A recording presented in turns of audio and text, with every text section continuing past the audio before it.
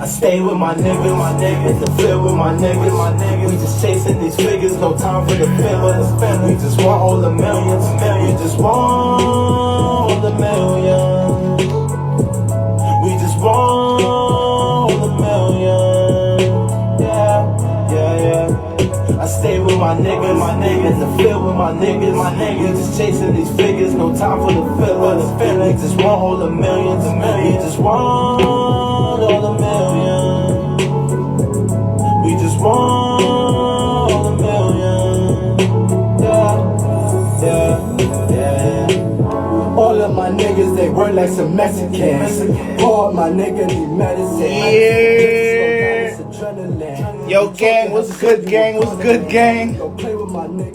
What's good, gang? Shay Monet, Shay, what's good, Shay? B Moon Goddess.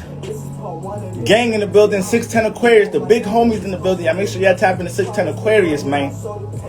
Tommy Hilfinger, I see you, mommy. Dapo Sean. Y'all just ended my live on time like a motherfucker. Yo, bro, we already had our talk about making sure we get our we gonna get the collab going. We gonna get the connect going. Maya Zoe.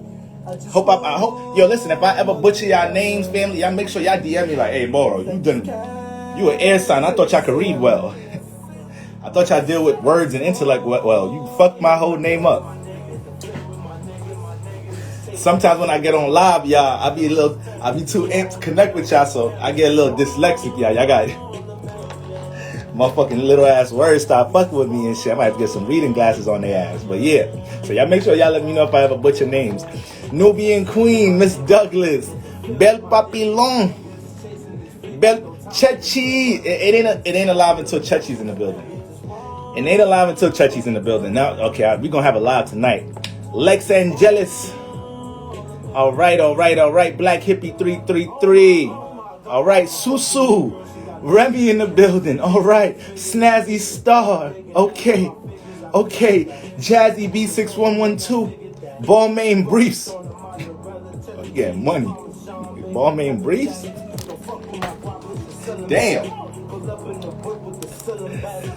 All right. Yo, shout out to Wise Royalty.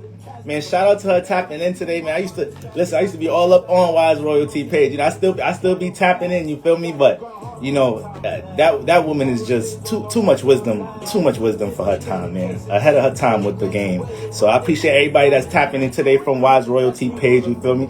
Glad to have y'all aboard. All right. Alicia Loves Kingston. Did the readings open up right now, bro? I'm like halfway booked through the month.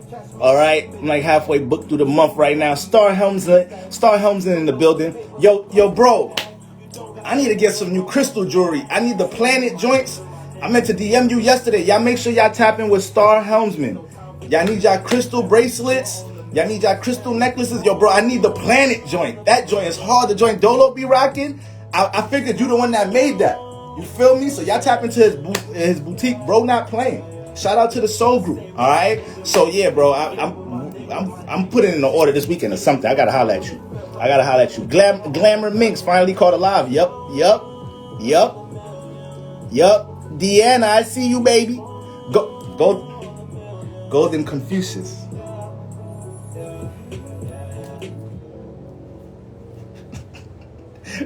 Golden Confused. I told you every time you come in the chat, I'm gonna hit you with the bow. Show my respect. Stop playing. Alright, Alright, Bonnie Botanical. Alright, guys.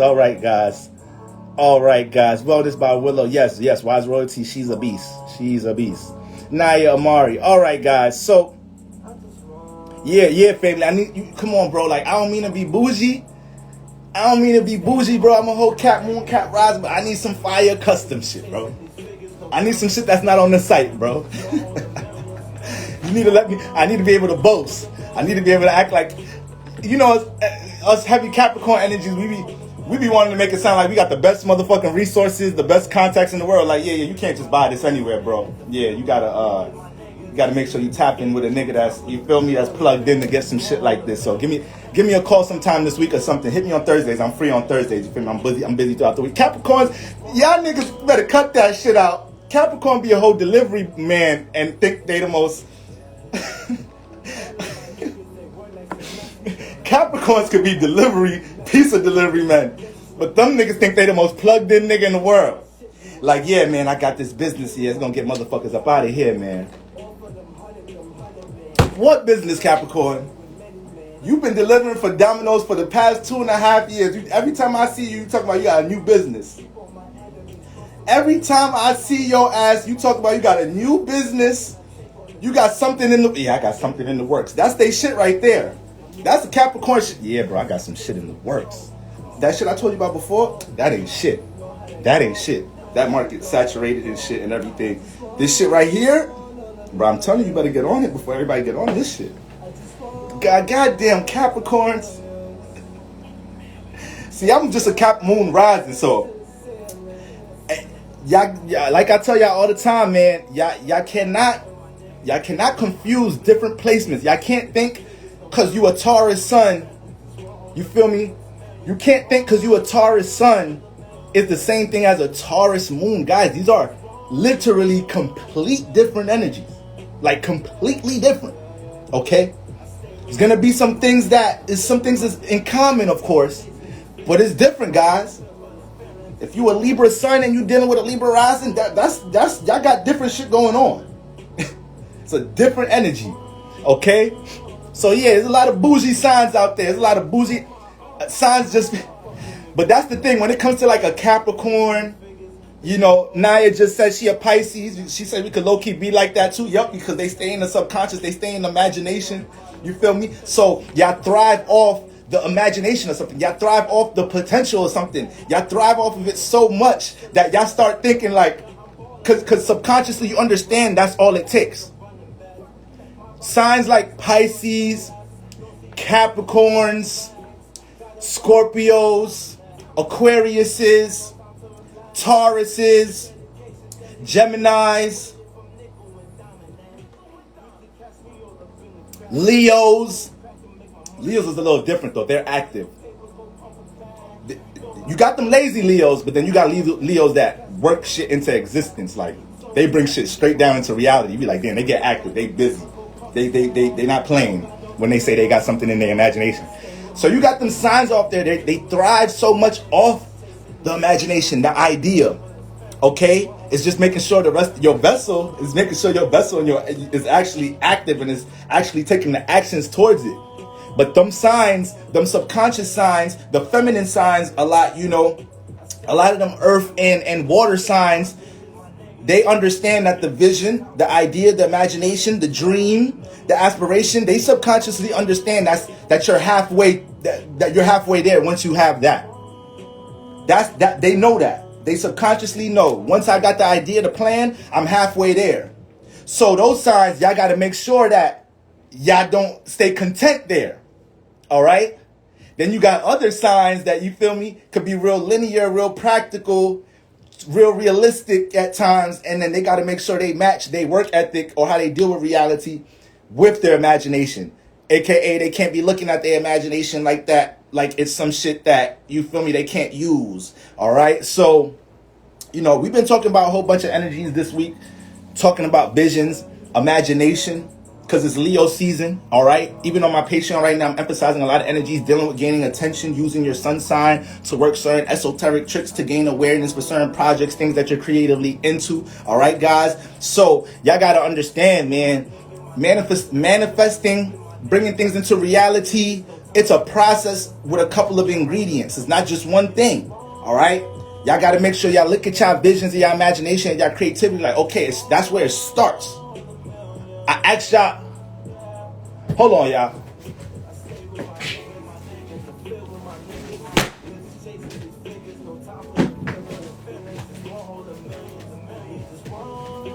I told y'all the other day, what I said? I told y'all the other day that think about the last time you created something and you brought it into reality, right?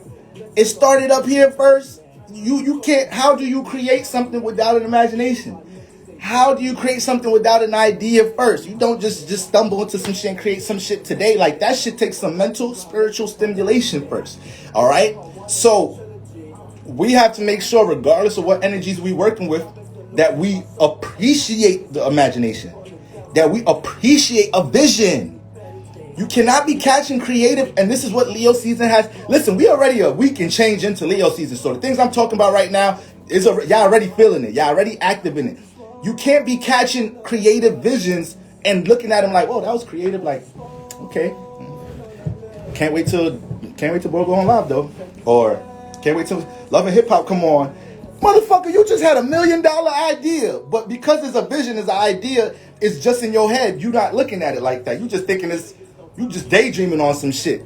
Y'all better start treating y'all dreams and imagination like that's the bag already. That's already the bag. Okay? So, make sure your vessel, make sure your actions is able to catch up with these ideas. Y'all want to make sure, I told y'all, Leo season, y'all need to be writing things down this season.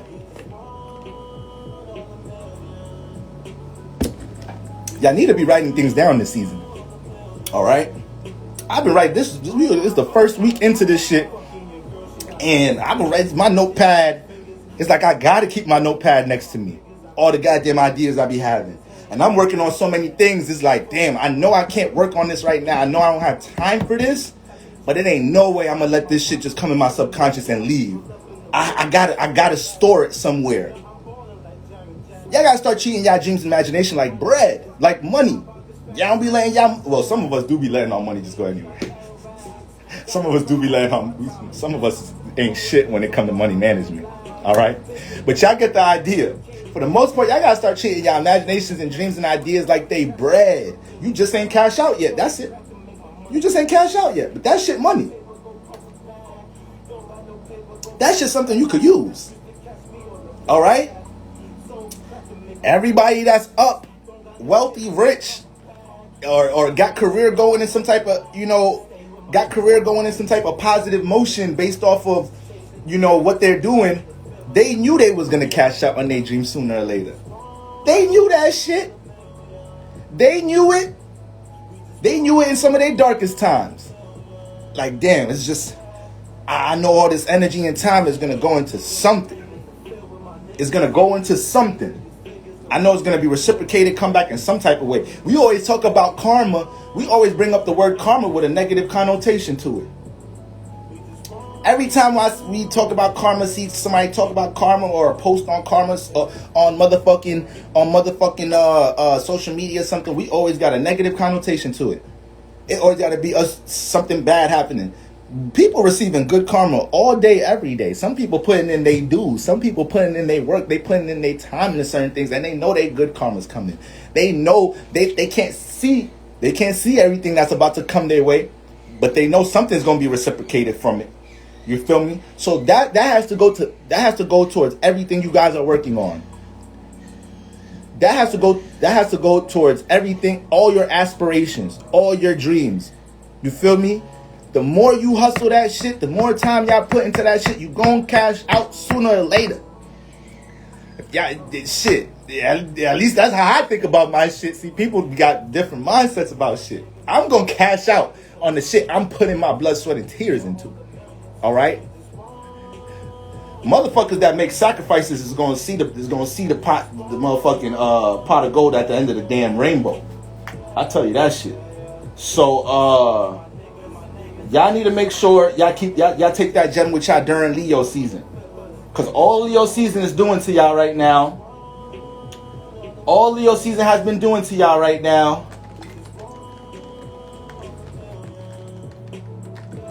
Excuse me, guys. All Leo season has been doing to y'all right now has been putting the mirror in your face with seeing all your talents, all your creative attributes. Y'all going to work, hearing some of y'all co-workers talk about the shit they want to creatively do, or the shit they got going on creatively on the side, or you seeing other people do things that you better than, you more creative than them, you sing better than them, you got more information about something better than them, you got more charisma doing something better than them or whatnot, and you like, damn, how the fuck this? Because they putting time into their shit.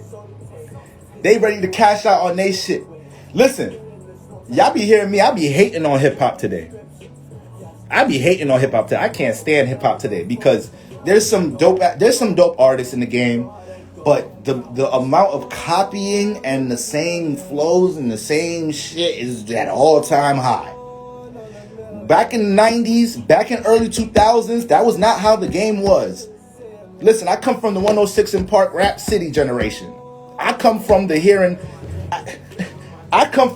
the snippet on 106 in Park today and knowing that, like, damn, that's the new joint, that's the new 106 in Park, that's the new joint they dropping tomorrow.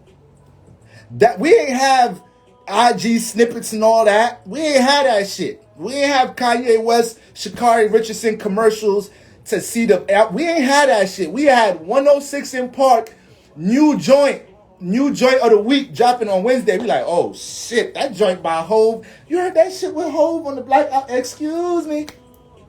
What's your name? Hove and Pharrell been wilding lately, bro. That's the generation I come from.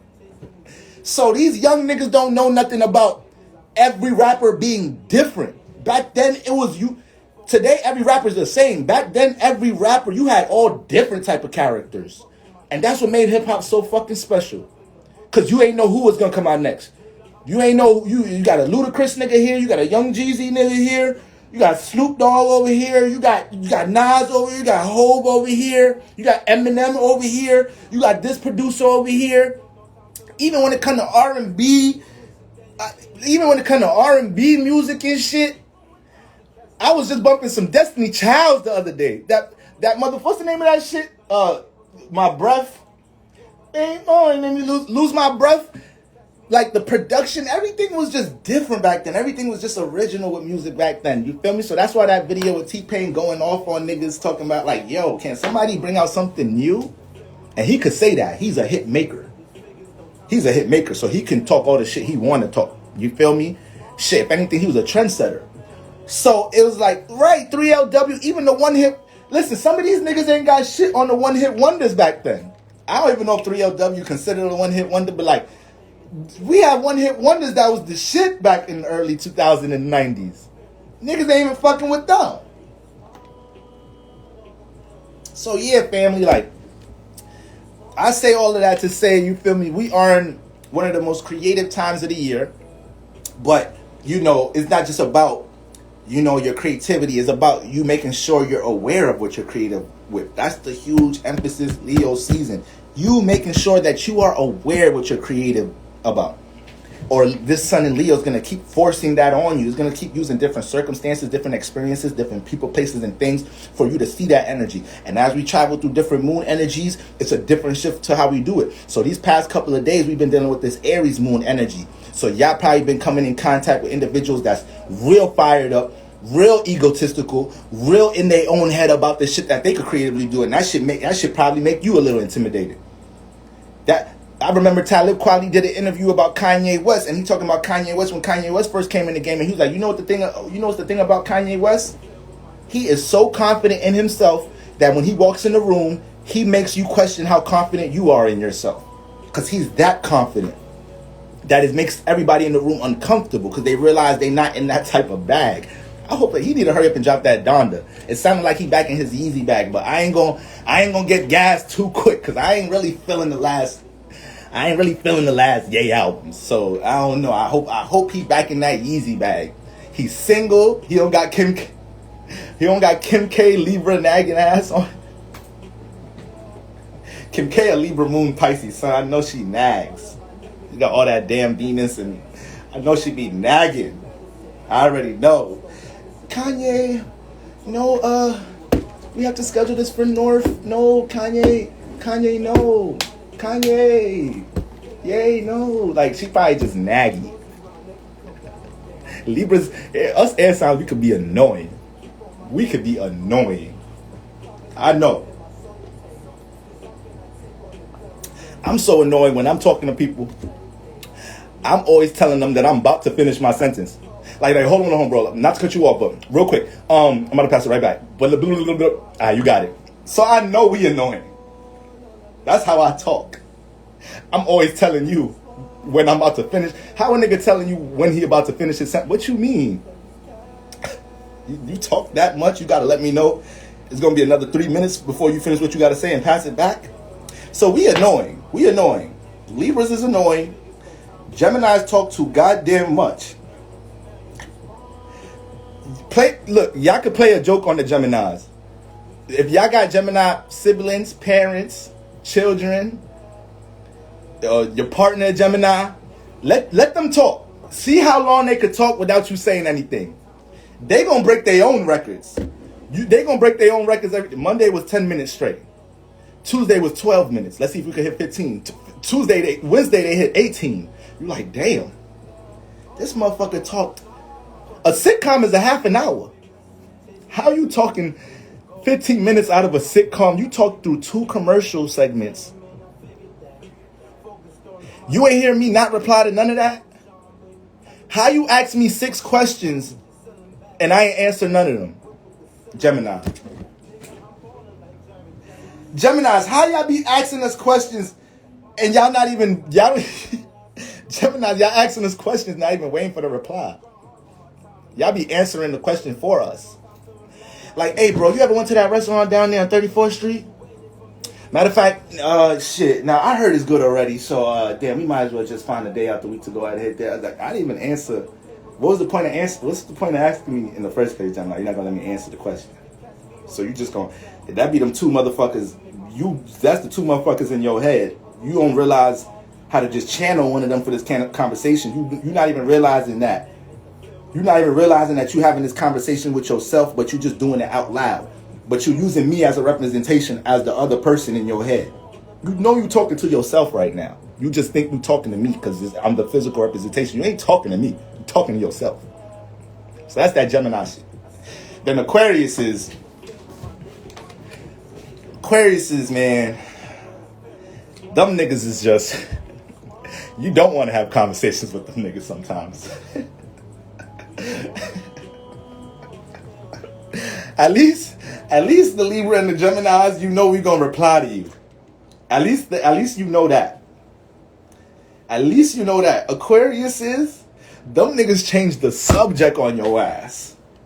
They do it so smooth too. They do it so smooth. Like once you start talking about shit around, you could be having a smooth convo with the Aquarius. Man, once we start talking about some shit y'all want to talk about, the way y'all just transition to another subject, wait, like, hold on, I just asked you.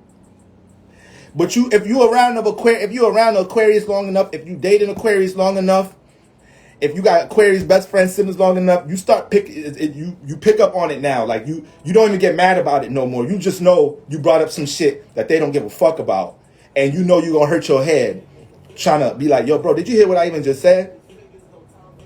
Then when you do that, then that's when it's like you really don't want to hear what they have to. You gonna wish that you just let them ignore that shit, because they gonna say some shit back to you to make you feel, just make you have to just be like, all right, I'm just gonna call my Pisces friend or something. I'm just gonna call my motherfucking Leo friend. You know, Leo Sagittarius, they be excited by whatever, you know, because you just some whole non-respondent ass motherfucker. If that shit don't, this shit is so funny. This shit is so funny the way y'all Aquarius do that shit. I'm an air sign and I be trying to study how y'all do that shit. I be trying to study how y'all do that shit. All air signs know how to make people talk about things. Like one thing all air signs do know how to do, they all know how to make you talk about something. They know how to make you cough up something without asking it directly. They know how to do that. Water signs know how to do that too. Water signs know how to do that shit too. Water signs could be real slick with that shit. Real slick with it. You feel me? But you got some water signs that they a little too, the emotions get the best of them, so they end up coming off direct sometimes. But y'all gotta understand, water deal with the subconscious, is a hidden energy. You feel me? A lot of people say that 12th house is a hidden house, deal with hidden talents or whatnot. So if that house deal with hidden talents, why can't the 4th and the 8th house deal with hidden energies? All right, so that don't add up. All the water houses is dealing with hidden energies. All them water houses are dealing with some private energies. You ain't never gonna meet a Cancer, Scorpio, Pisces that ain't got some shit that they got tucked, and you ain't gonna know about it until they intimately open up. Now it goes in levels. Pisces is first. Pisces is the most open water sign. Then it's like you got your days. Who's next? Cancer, Scorpio. You got your days, but it's probably Cancer number 2. Then it's Scorpio last. You feel me? So all of them signs, water signs, they ain't gonna give you everything all in the front. Like they gotta fill you out. Literally, they have to fill you out. You feel me? So it's just Pisces. The Pisces is just they for everybody. Not in and I don't mean to put that in a negative connotation, but that's how much compassion they have. That's how much they heart space. You feel me? That's how sensitive they could be. You feel me? They could Pisces. Yeah, especially the moons, they feel for people that they don't even want to be feeling for. So this is why Pisces can end up getting back in a relationship that they know they're not supposed to be in. Because their partner could pull that bullshit. Baby, you know baby, I ain't shit without you, baby. I'm sorry. Pisces could fall for that shit a little too much. Baby, look, I'm going to call the lady. I'm going to book a session. I'm going to book a session, babe. All right? Pisces in their head like, fuck you booking a session. Well, fuck you booking a therapy session. I'm the psychiatrist. I'm the counselor of this motherfucker. Yes, yeah, I'm glad you said that, Remy. Yes, yeah, Venus and Pisces.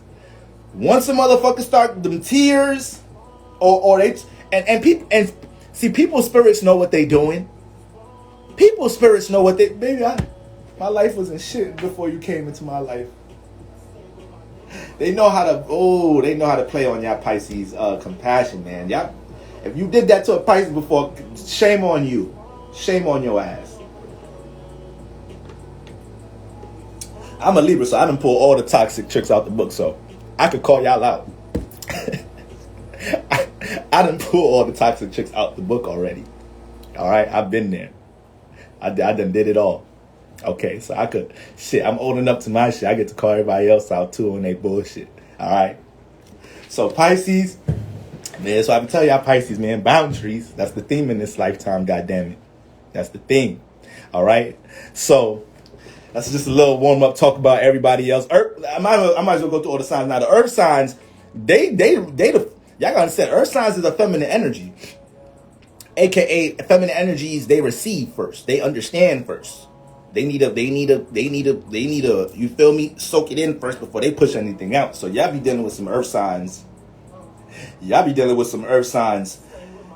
Them niggas will put you through a whole subconscious interview to even get in their personal circle, to get in their friend circle.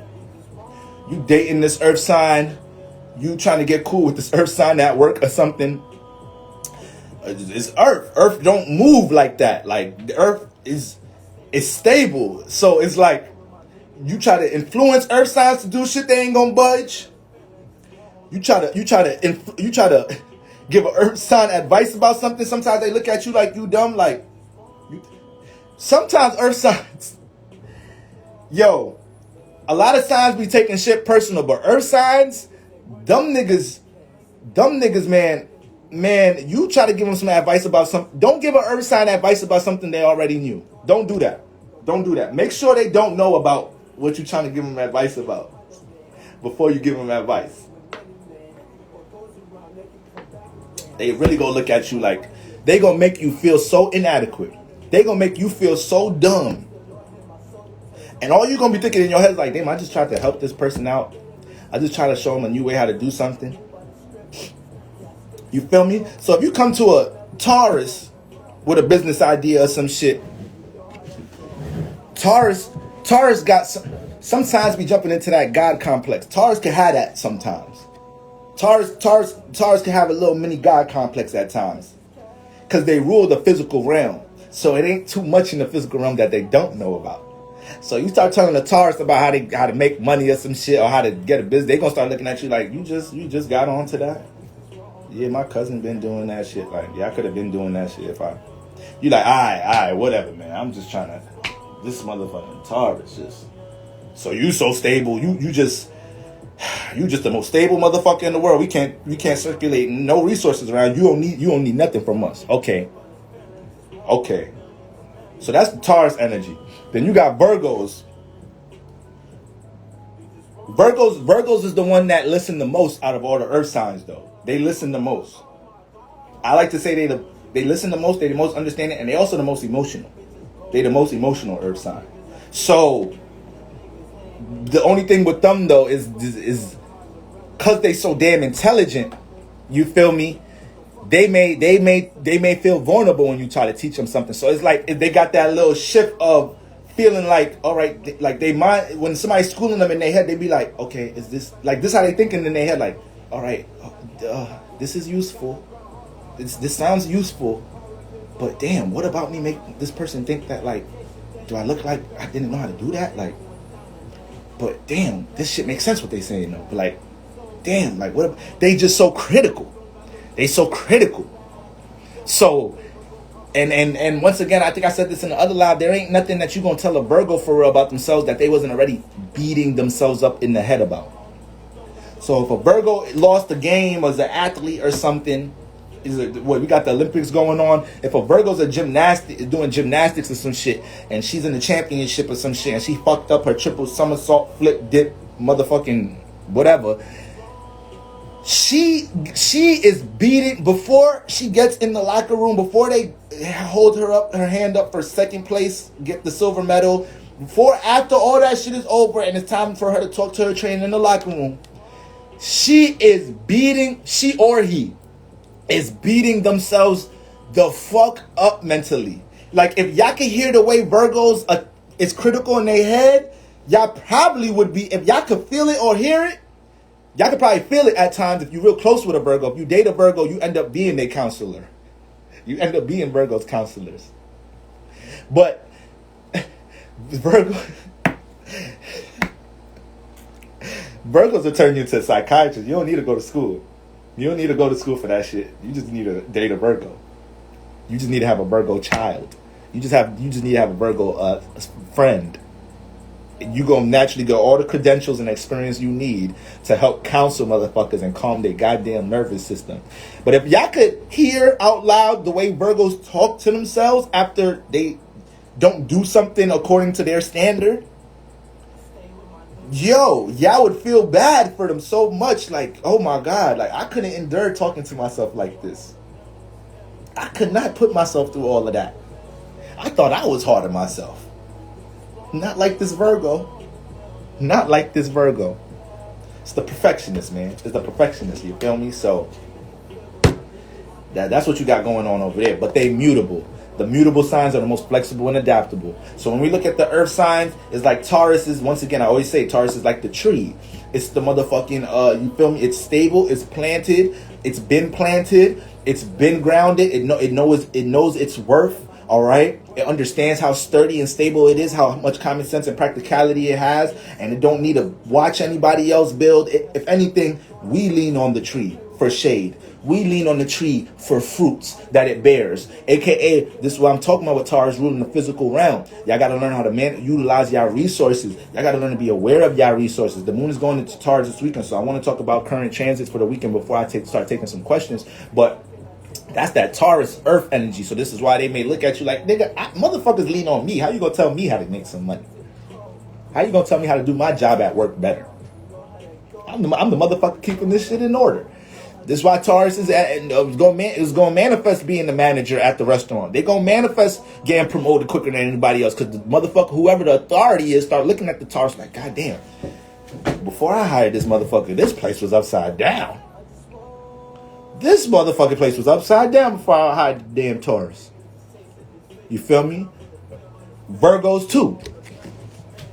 Motherfucking boss start becoming best friends with the Virgo coworker. Start inviting. Lean on me when you're not strong was a time. Lean on me when you're. I'll be. You know the lyrics. Carry on when you're not known. Shout out to motherfucking Morgan Freeman. I think he a Leo too. That's my shit too. That's my motherfucking shit. Lean on me movie. You smoke crack, don't you? It's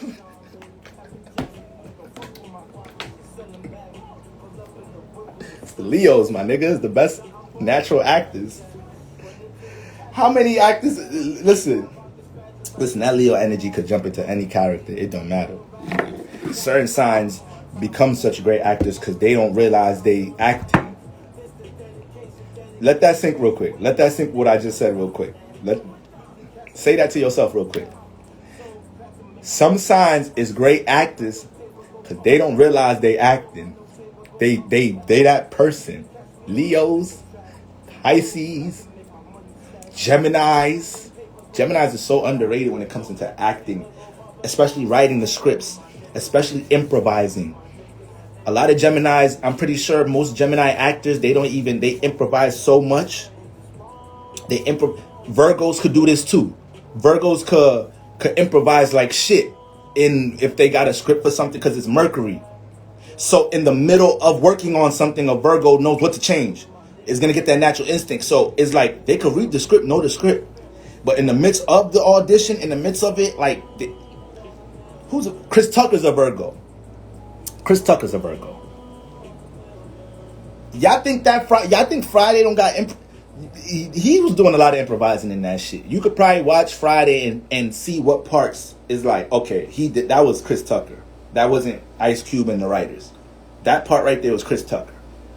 Or you could watch Rush Hour and you can tell, like, yeah, that was Chris Tucker. That wasn't his Mercury just improvised and changed the whole shit up.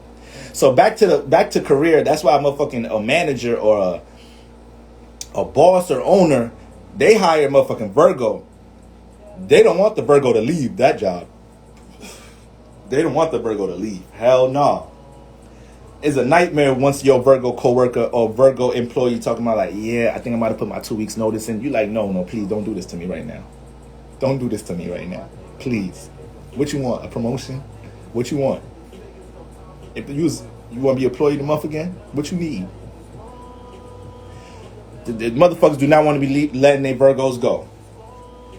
You feel me? It's kind of some of Virgo's natures to go above and beyond when it comes to stabilizing things. So this is why we got Venus and Virgo right now. Everybody making fun of Virgos, talking about everybody making fun of Virgos and Venus and Virgos talking about the whole cater to you shit. Now understanding is just they can't help that shit. That's their energy. Once they see something they want to work on, it ain't no half-ass working on it. I'm a Libra. We could half-ass some shit. My bedroom and shit is look half-ass right now. I need to get this shit together. You feel me? We can half-ass some shit. Virgos ain't half-assing some shit. Or they just not gonna do it. They just not gonna do it. I know some Virgos. I know some Virgos that's starting a business right now and everything is perfect. Everything ready to go. The website look nice. They want to start a lash business. The boxes that the lashes is gonna come in is designed perfectly. The product is quality. It's quality lashes. It's not no bougie shit, not no cheap shit. And they still think they need something's missing. Something's missing. Yeah, the part when you tell people they for sale, that's the part that's missing. That's the part that's missing, Virgo. When you actually make money off of it. It's good already, Virgo. I'm sure there's other people in the industry making money from their lashes. That they shit is not as quality like your shit. Can you just hurry up and sell these motherfuckers? You've been having these shit sit in your closet for 6 months now. Talking about I need to do my website over again. Ain't nobody see the first 3 versions of the website. Ain't nobody even see the first 3 versions. What do you mean you need to do the website over again? Website don't got no sales. Ain't no visitors on your shit. I just looked at the Shopify backdrop. They ain't even got no visitors. Talk about it, I ain't really like them first 3 ways. I think it's just like, I don't know, it's not feeling like an experience when you come to my website. It's like, all right, Virgo. Niggas be having to market the Virgo. Like, we be having to promote for y'all. We be having to be in a party and tell everybody, yo, shut up. My Virgo friend can rap. Where the mic at? The Virgo be like, why we always... Virgo's some of the most creative, talented motherfuckers. You never know. Because that shit gotta be perfect. So that's why I like being around Virgos. Y'all tick me off sometimes. But boy, the natural characteristics of understanding refinement, routine, doing things with quality. I used to be a half-ass nigga a lot in my life until I understood the importance of doing things with quality. Or doing things, connecting to things of quality. Not wasting my time just trying to do things overnight, putting my time into things, being devoted with the things I do. That's what I've learned from Virgos. I've learned that shit from Virgos. You feel me? So that's how the Virgo be. And then the Capricorn psych you up like they the hardest workers in the zodiac. Goddamn, they not. Y'all just the bossiest. Y'all ain't the hardest workers. So y'all like how that shit sound when other astrologers are saying, yeah, Capricorn, they know how to build and structure on this, and they know how to they the blueprint. Y'all like hearing that shit, huh, Caps? Yeah, I know y'all like hearing that shit. Yeah, I'm the blueprint. Yeah, I'm the this, that, and the third. Y'all like hearing that shit. But y'all just want motherfuckers to do the work. Y'all just want to give orders. So you got the Capricorn that think they the natural boss without putting in any work, and then you got the Capricorns that built themselves up to be the boss. Those are the two Capricorn sun. When we talk about the sun in Capricorn, those are the two right there. Is no in between. You got the Capricorn that think they the boss already without investing the time and going through the sacrifices and building things up. Then you got the ones that did that. They put time into things and they ended up embracing the natural authority. And it's like we have no choice but to make you the boss of the business. You have no choice but to be the CEO. Have no choice but to get promoted to the higher position. It's just they move that thorough. They that authoritative. They embrace that. So, but the Capricorns but the Capricorns, guys, when I'm laughing like this, y'all have to understand, when I'm laughing like this, bringing up examples, I know people, it's like too much people come to my head that I personally know. So, and then I be laughing at myself, especially when I'm talking about Capricorn energy. I'm like this too. Like, if you date me, you an employee. If you can't help me with none of the shit I'm working on, like, your ass is fired from this relationship. It's like, damn. I be having motherfuckers thinking like, okay, I done had people break up with me before, but did this nigga just say I'm firing you? Like, he didn't even say he want to break up. He said I'm firing you. Like, does that mean we still together? Or he just says, or does that mean like I'm not helping him work on his stuff no more? I'm confused. No, you fired from the relationship. Because when you date a Capricorn, somebody with Capricorn energy, all you really doing is working for us. That's all you really doing. All right? So Capricorns, cut the shit. Cut the shit. Having your parents, your children, people work. You got co-workers. You running late to work, telling your co-workers like, hey, can you just put them papers over there for me? Like, nigga, this ain't my duties. I got to work early doing what the fuck I need to do. How you calling me because you late to work and you need me, you added more responsibilities. I don't work for you. I work for the company just like your black ass do. Like, come on, man. I just and Capricorns could talk. They could talk too.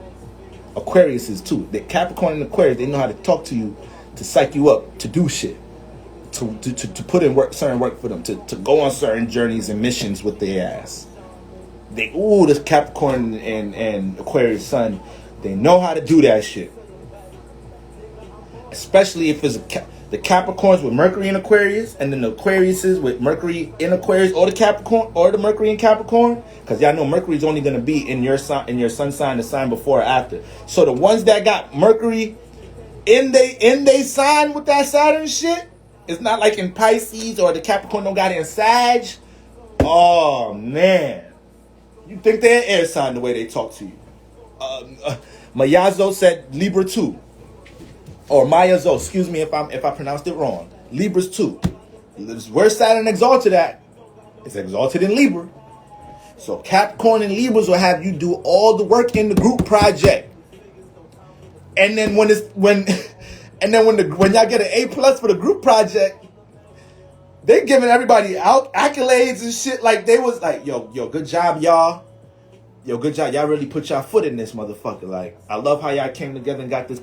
Like, why are you talking like you the leader or some shit? Listen, I got some manipulative placements, y'all. I'm a Libra Sun Capricorn Moon. That's a manipulating ass alignment. All right? I'm the first person that's gonna try to use somebody to get somewhere. Use a relationship to build. I just posted yesterday, you ain't bipolar, you just got the sun squaring or opposing your moon. I'm in that category, Libra, Sun square, Capricorn. So the Capricorn moon want to build, want to structure, feel comfortable, feeling stable, making sure I know where the next check at. But then the Sun and Libra dealing with relationships. So if that's like you put it together, motherfucker like,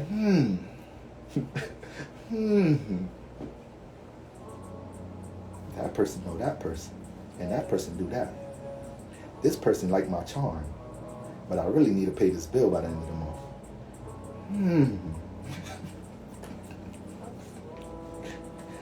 Let me use my Libra Sun to flirt with this individual a little bit, so she could plug me in with her brother that work at that studio. See if I can get that job in there. Yeah, I'm gonna just take her on 3 dates. Hopefully, I could get it down to 2 dates. Yeah. Let me go there. I'm gonna take them about 2 dates, and we only gonna go to Shake Shack. We ain't gonna do no extra shit neither. I don't even got it like that. Take her ass to Shake Shack 2 times, see if that get me in the door. So I need to do a video with the most manipulative placements. If y'all dealing with if y'all dealing with a Cap Sun, check that moon. Cause just know that Cap Sun, the Capricorn Sun is just trying to use whatever energies the moon is to get what they need to get. The Libras, Aquariuses will use your ass. Scorpios will use your ass. Geminis will use your ass. Virgos could use you. Virgos see how to use you, but they may not do it though. Because they just overthink shit, and then they could feel a little bad. I told you they're the most emotional earth signs, so they'll use you, but like they'll see how to use you, but I don't know, they just feel a little bad about it. Libras, Capricorns don't feel bad about that shit, and then make you feel like you the problem when they get caught. Like, what you mean? I thought this was a partner. What? We working together. How the fuck we working together? You the only one getting paid. I was saving that for us. Cause I know you was saying like wasn't we talking about the other week? You saying like you don't manage money. Well, I was just saving that for us. I was gonna break you off when we start talking about it. When you deposit all the money in your account? When Capricorn, Libra? Who else will use your ass? Yeah, Scorpios will use your ass. Geminis will use your ass. Aries will use your ass. And that one is a little bit like, huh? Aries like, wait, what you mean? Yeah, Aries will use your ass. Yeah, they'll use you too. You feel me? Because y'all thinking right now, but I thought Aries is individuals. I thought they just go get shit on their own. They do shit on their own. Yeah, they so invested into getting their individual priorities off. If they see the light bulb of how somebody else could work something for them, that Aries will use you in the win, and they be gone. Use you for that little thing they need, and that's it. They back to their original mission. It's like, damn, where that Aries go? Aries could ghost your ass.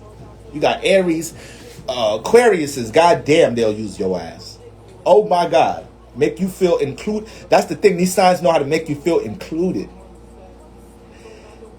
Them air signs, Scorpios, Capricorns, Pisces will use you, but not for money. They'll use you for emotional stability. Shit deep. They'll use you for emotional stability. So the Pisces know that the Pisces really like you, really love you, really got, but you're not on the same page. Like, you trying to be in a situationship. You don't want to, you toxic. You don't want to make it a relationship. You don't want to put a title on it.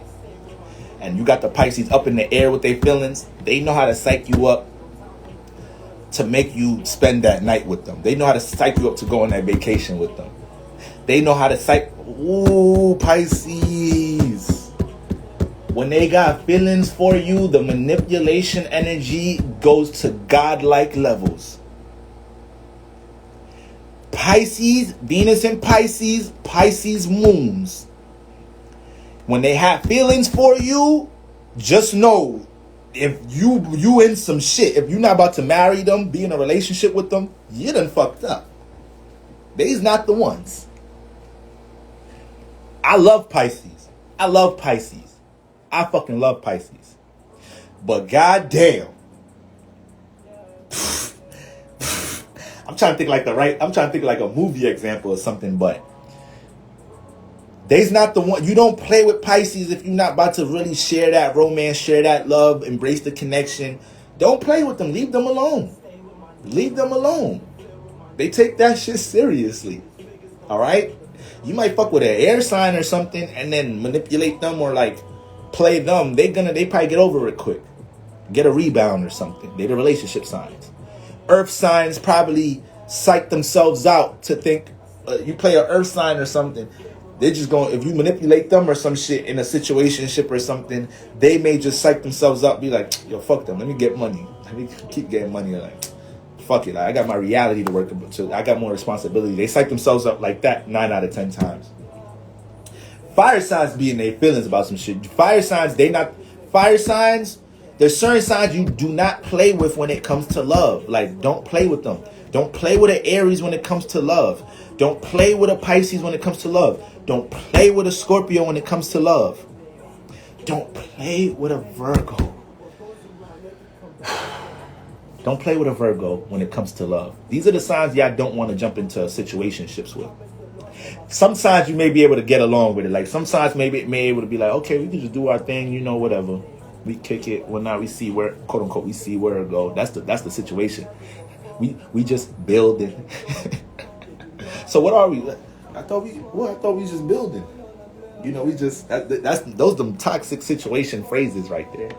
Like I said, I'm a Libra. I've been there, done that, man. I could write a book on it. That probably should be the first astrology book I write. The toxicity of the zodiac. Because every sign could be toxic. You just have others that. Boy, we'll talk about Libra women, Gemini man relationship because this shit feeling too good. Yeah, I know. Because y'all so goddamn touchy and y'all just say whatever to each other to keep each other high. Well, Libra women, Libra women move like a Gemini. They will use you for shit too. They will use you for their pleasures. And be texting another dude or be knowing that I'm only gonna fuck with this nigga until the rest of the month or the rest of the week or until the Libra women be calculated with how they deal with their relationship. I mean the Libra period be calculated with their relationship. So I ain't trying to paint a picture like all Libra women are cheaters or whatnot or got hoes, but they have that power though. The Libra energy already come with a charm. So a Libra woman. The Venus is a bright light. It can blind you. Love is blind, and it could take over. What's Eve's sign? And who sings the hook? Alicia Keys. Alicia Keys like a Pisces.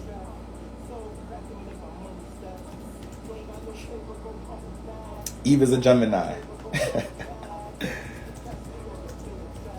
What's Alicia Keys' sign? Alicia Keys is Aquarius. And they talk about love is blind. Y'all know what y'all air sign asking. Y'all know how to manipulate love. That's why. You feel me? So, damn, Libra woman, Gemini man. It could be a great harmonious alignment, but y'all play too much mind games. Y'all gonna play mind games about things that don't gotta be a mind game. It's like y'all too strategical with an intellectual and overthink things and air signs start over strategizing things in relationships instead of just expressing their feelings. They say certain, especially Gemini and Libra. Aquarius ain't really gonna say shit they don't really mean in the relationships. Libras and Geminis will if they feel like it'll keep you in a certain space, if it'll keep you high off the relationship. They'll say certain shit to keep you in a certain space so they could get what they need to get from the relationships. Relationships could be so, like, relationships are selfish as hell. People do a lot of things in relationships just to continue to get what they want to get. This is why y'all should not be dating people. If y'all should not be dating if, like, y'all not sharing anything with this individual, if there's no real mutual connection, if y'all can't easily pinpoint how y'all help each other. Stay single, guys. Relationships are selfish. People are selfish in relationships. People just want to get what they want to get. All right? So y'all gotta be conscious of that shit, man. A goddamn Libra dating a Gemini, man. Holy. Libras don't like stepping on people's toes. They don't like saying no for certain things. You'll have a Libra be in a relationship with you, and it's like they'll say what they whole time. Like, Libra will be wanting to break up with you for the past 2 months, and still kiss you in the third eye, and just break up with you out of nowhere. You're like, this motherfucker was just face all up in my shit last night, like, kiss me in the forehead in the morning, and then just break up with me. Where I didn't even pick up on the emotion and none of that before that. I didn't even pick up on that shit. You feel me? Not all signs can do that. Aries can't do that shit. Cancer can't do that shit. Leo can't do that shit. No, Leo's got a little bit of that in them. They got a little bit of that in them. But the thing about Leos, they get passive aggressive when they're not feeling something. So Leo might not be direct about how they feel about you, but once they act like you the reason why, if you come around and then every time, because Leos is real upbeat and shit. You feel me? Most Leos. So if you come around and they act, when you come around, they get moody, or they act like they're having a bad day. It's you. They don't fuck with you. They don't fuck with you. So if y'all around any Leos, especially if you dating a Leo, and then it's like, out of nowhere they start getting moody around you, they not in good spirits around you, that's how you know the Leos just matter of time till they break up with your ass, or they just waiting for you to break up with them, and they're like, all right, whatever. All right, remember, they're the actors. They know the actors and actresses. Well, all right, that's enough side talk, y'all. All right, I'm gonna get to a couple of these questions.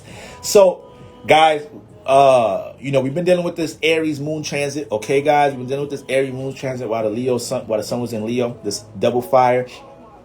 This middle of the week, a lot of spicy, impulsive, feisty shit going on. On my Patreon, I'm mad. I tried to find the clip of it to post on IG, but I was telling my Patreon, I was like, guys, I'm telling y'all this week, just pay attention to the celebrities. Motherfuckers gonna be saying impulsive shit, doing impulsive shit. And then look at the baby right now. Look at the baby. Look at him. Was that necessary what he said? Was it necessary? Now, I understand there's an agenda in hip-hop. I understand whatever. Like, I get it. Okay. At this point, it's 2021, my nigga. Like, people are gay. Like, it is what it is. Like, people are living in their truth. Like, that shit is broadcasted. It's regular now. All right. Yeah, it's an issue when we feel like things are pushed on us. That's one thing. Okay. But I think that was so unnecessary for him to come at the lifestyle like that, just out of nowhere for no reason. That was kind of real ignorant. So it was impulsive. He didn't have to do all of that, especially when some of your supporters live that lifestyle for what? Like, come on, baby, come on, a little bit wiser than that. But he's an artist, probably a little hyped up and shit. You feel me? He got fire energy. His sun is on the Sagittarius Capricorn cusp. So I said fire signs are gonna be the ones to be the most. I tweeted that Monday. I could go back to my post on Monday. I said fire signs. We're watching y'all. Y'all are on the spotlight right now. Y'all gotta be wise with how y'all express yourselves. So yeah, they're gonna be on his ass for the next couple of days. They're gonna be on his ass. You feel me? The niggas is not playing with him. You feel me? So we may have been in little mini circumstances in our life. You feel me? Put gay men and AIDS together during he's wild. Like, what was all of that? Well, come on, bro. Niggas low-key don't even talk about AIDS no more. Like, that word, I be forgetting that shit is even a disease. Like, or I be forgetting that shit exists. Well, all this goddamn, this C word shit. Y'all know we can't say that shit before these niggas start throwing that tag and label on my shit. Like I'm just, and I'm late to the party. I had one of my Patreons hit me up Tuesday night, like, "Hey, bro, you seen the baby shit?" I'm like, "What the baby shit?" And then when I heard it, I'm like, "Oh man, this nigga was too turned up." His Capricorn, his Sagittarius influenced sun, got too fired up, did too much on the damn stage, said too much. Like, come on, bro. It's 2021, guys. If you can't just respect that people live different lifestyles for you, then you might be dealing with some insecurities. You might have something that you might be dealing with some insecurities about your damn self if you have such a problem with what everybody else doing. You feel me? So I don't know. I don't think, and that's not to say the baby got any insecurities or anything. I'm just saying I think he's just a little too turned up. All right, a little too turned up. So we may continue to see this a little bit, but I just knew there was going to be at least one situation this week where it was going to be that crazy. I think there's another situation in my head. There's another situation in my head. Dealing with an impulsive action and whatnot. But yeah, I don't remember. But you got Lil Nas X doing too much.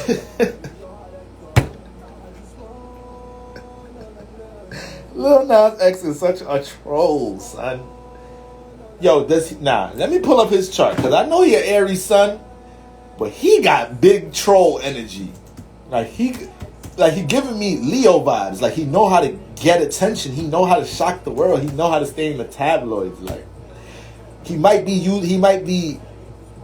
a big chance he's being used as a puppet right now. Yeah, Capricorn moon. Oh shit. He got the North Node in Leo.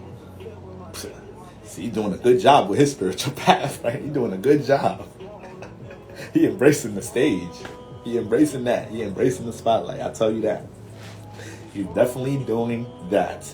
He got help though. He got the sun. He got Sun, Jupiter in Aries. He got Pluto in Sag. He got help with fire. So it's like shit. I already deal with self-creative expression. It ain't. I could deal with this Leo, because the Leo North Node got to learn. It can't be the ghostwriter this lifetime. It can't be the person writing the jingles but not doing the commercial for the jingle. It has to be the face. It has to learn how to be on the stage. It has to deal with the spotlight. It has to deal with the attention. Vice versa. If you got Aquarius North Node, is vice versa. Your previous lifetime, you was the lead singer. You was the face of the group.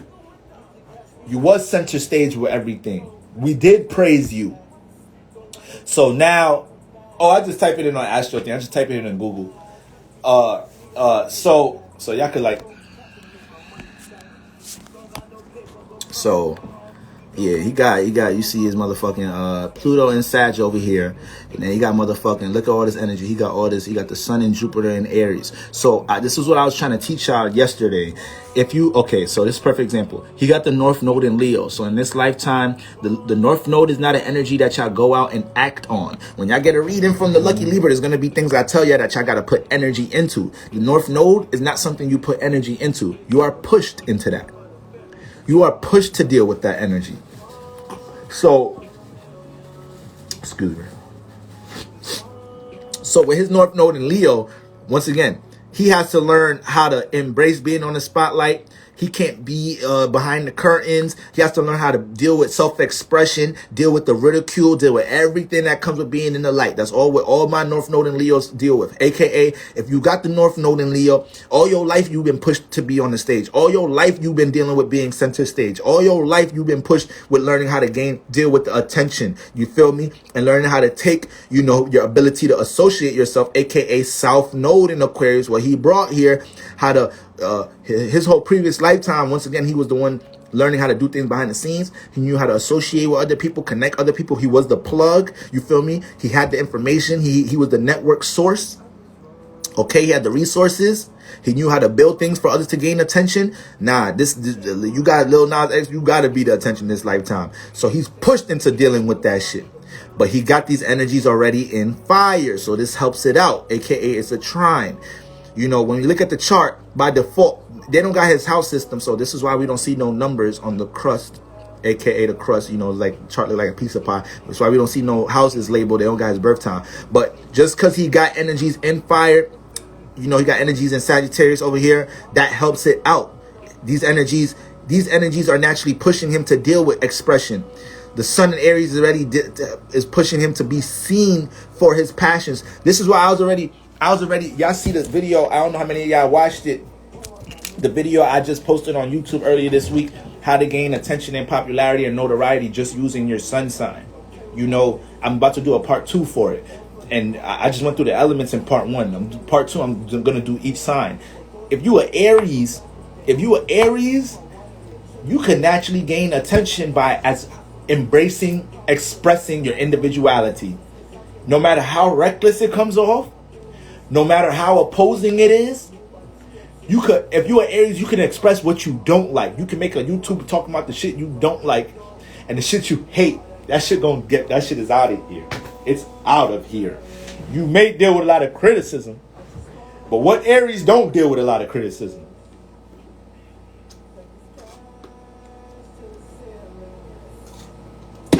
Aries, if y'all don't know we not critiquing y'all, we critiquing y'all behind y'all back. We probably a little scared of y'all. But behind y'all back,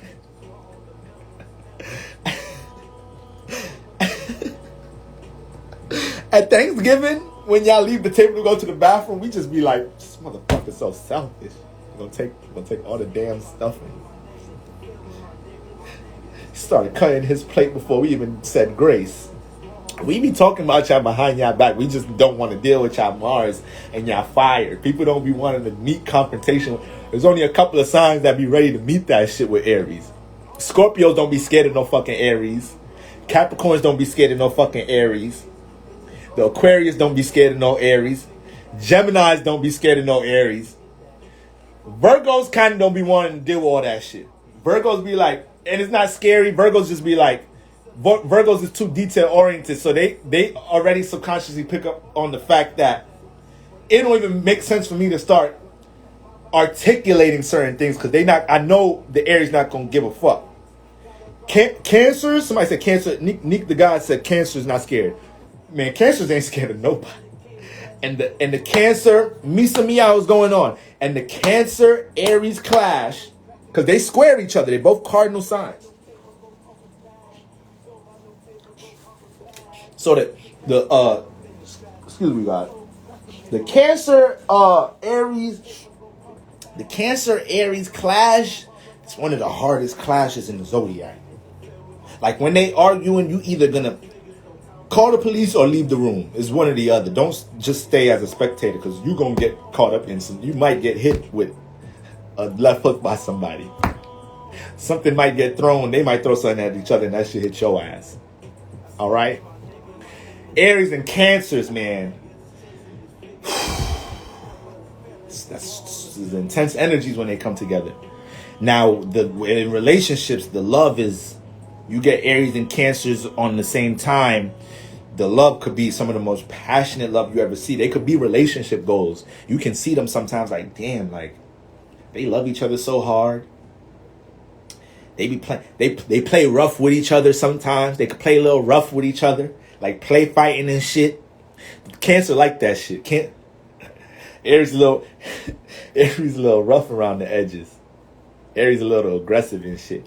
Cancer be liking that shit a little bit. You feel me? You can't play like that with the Cancer if you're not in their circle though. If Cancers go upside your head, like don't be touching me. Like certain signs you can't just touch them like that. Like some niggas think they could just grab a girl by their hand or their waist, like, yo, shorty, what's up? Like, get the fuck off me, like, you feel me? I'm a Libra. There's an art to doing it. I ain't gonna tell y'all because some of y'all gonna fuck it up. Some of the fellas watching this shit, how you do that shit, bro? You said just what, the left side of her hip or right side? Oh, you just grab it? Because y'all gonna fuck it up. There's an art. And you can't be too loud. You're like, yo, excuse me, your baby. You gotta be smooth with it. So the Cancers, Scorpios, Virgos, you gotta be careful doing that shit with them. You might get shot. Better hope they don't got a little pistol in their pocket, in their pocketbook. Might get shot. You feel me? So, but yeah, that Cancer, Aquarius. See, that's the thing with our square signs. Square signs could be some of the most, like, these relationships could have so much attraction that the attraction and the intensity of the romance is what will make you feel like, damn, I know we got issues, but like the spirit will have you like, damn, you telling me we can't work through this shit? Like you'll keep trying.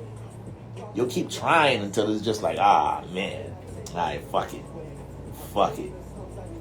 If you born a certain year in a certain states, have it on here. Right, I know them Libras think they slick. Yeah, you know we think we just hella smooth. That's why if you ever have a Libra flirt with you, or a Libra try to like smooth talk you, and then you say something to them like so they know that they corny, that's it. You gonna see how they just stop, because in their head they think they the smoothest motherfucker. So y'all gotta know how to trick signs, y'all. Y'all gotta know how to play with certain signs. Like y'all gotta know how to play with certain signs. You feel me? Certain signs be feeling themselves too fucking much. They be feeling themselves too much. I know y'all be looking at me sometimes like, this nigga think he all. I know y'all be looking at me like that sometimes. I know. Y'all probably look at me like that even when I'm not trying to be smooth. And the sun sign is what you want, how you want to be seen. So I'm really an old, rugged, dry soul as a Capricorn moon, but that Libra sun be trying to look smooth. All right. When I tell you I'm going live in 10 minutes, I'm really doing my face routine in the bathroom. So some signs be feeling themselves a little too much. So you gotta know how to play on them. You got to write 610 Aquarius, right? Class coming soon, man. See, my bro's in Aquarius. My bro's in Aquarius. We the relationship signs, so like everything we saying, you can't just. Not all the signs, not all the fellas out there could just adapt it. Y'all gonna have to cop the course. Y'all gonna have to film me book a reading, so I can really give you the gems. Like I can't just, you feel me? Chechi, don't old boy. Don't you a Libra too? You talking about old boy? You know what you doing? You just doing it in a female vessel. That's all. Oh boy, you doing it too. See, the air sign women think they slick. Air sign women be thinking they slick. Y'all ain't fooling me. Y'all ain't fooling me. Air sign women, y'all ain't slick. I know how to. Back to what I'm saying. Y'all got to know how to play on these signs. Signs that be feeling themselves: Libras, Leos, Geminis, Sagittariuses, Tauruses. You got to know how to say certain things to them to just shoot their ego down real quick. And watch they respond. They be fucked up. They'll start saying shit to you like my baby hairs. Fuck out here. Right. Libra women, baby hairs, y'all lay them shits to a T. Listen, motherfucking never met a Libra woman without a plan and a theory. And man, Libra woman would devise a whole plan to make sure a nigga fall into her hands. Libra women that have, y'all air sign women will have niggas sending cash apps, doing all of that shit. There's certain women on social media I be wanting to look up they shit. There's so much influencers on social media that's popping, but because they're not like they're not like celebrities, they don't got all their info up on Google yet. There's too many celebrities that I want to get into with their energies, man. Too many. But if you even look at most of the women, air sign women, look at Cardi B and Megan Thee Stallion. Look at them. Cardi B's a Libra. Megan Thee Stallion is an Aquarius. They talk all that WAP shit. Like, look at the song WAP. It's two air sign women. They know what the fuck they talking about. That shit ain't just a song that they just wrote. They meant that shit. They've experienced that shit before. They know how to get a nigga in the palm of their hands. Man, listen. What's City Girls? What's their name? Somebody give me their name. JT. Let me look the City Girls Astro. What's they shit, man? I ain't gonna lie, they cute. They fake cute as hell. I ain't gonna lie. Okay, JT Taylor. Wait, that's her? No, that's somebody else. I need to look at the City Girls astrology. Okay, I can't find JT. What's the name of the other one? What's the name of the other one, man? Carisha Aquarius. Okay. JT Asaj. Oh boy. Oh boy. It's okay, young Miami. Young Miami's an Aquarius and JT's a Sag. JT's a Sagittarius.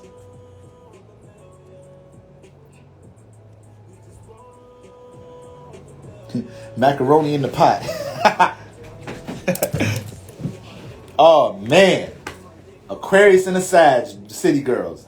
So you got the Aquarius that got a meme, Young Miami. She got a meme floating around like this.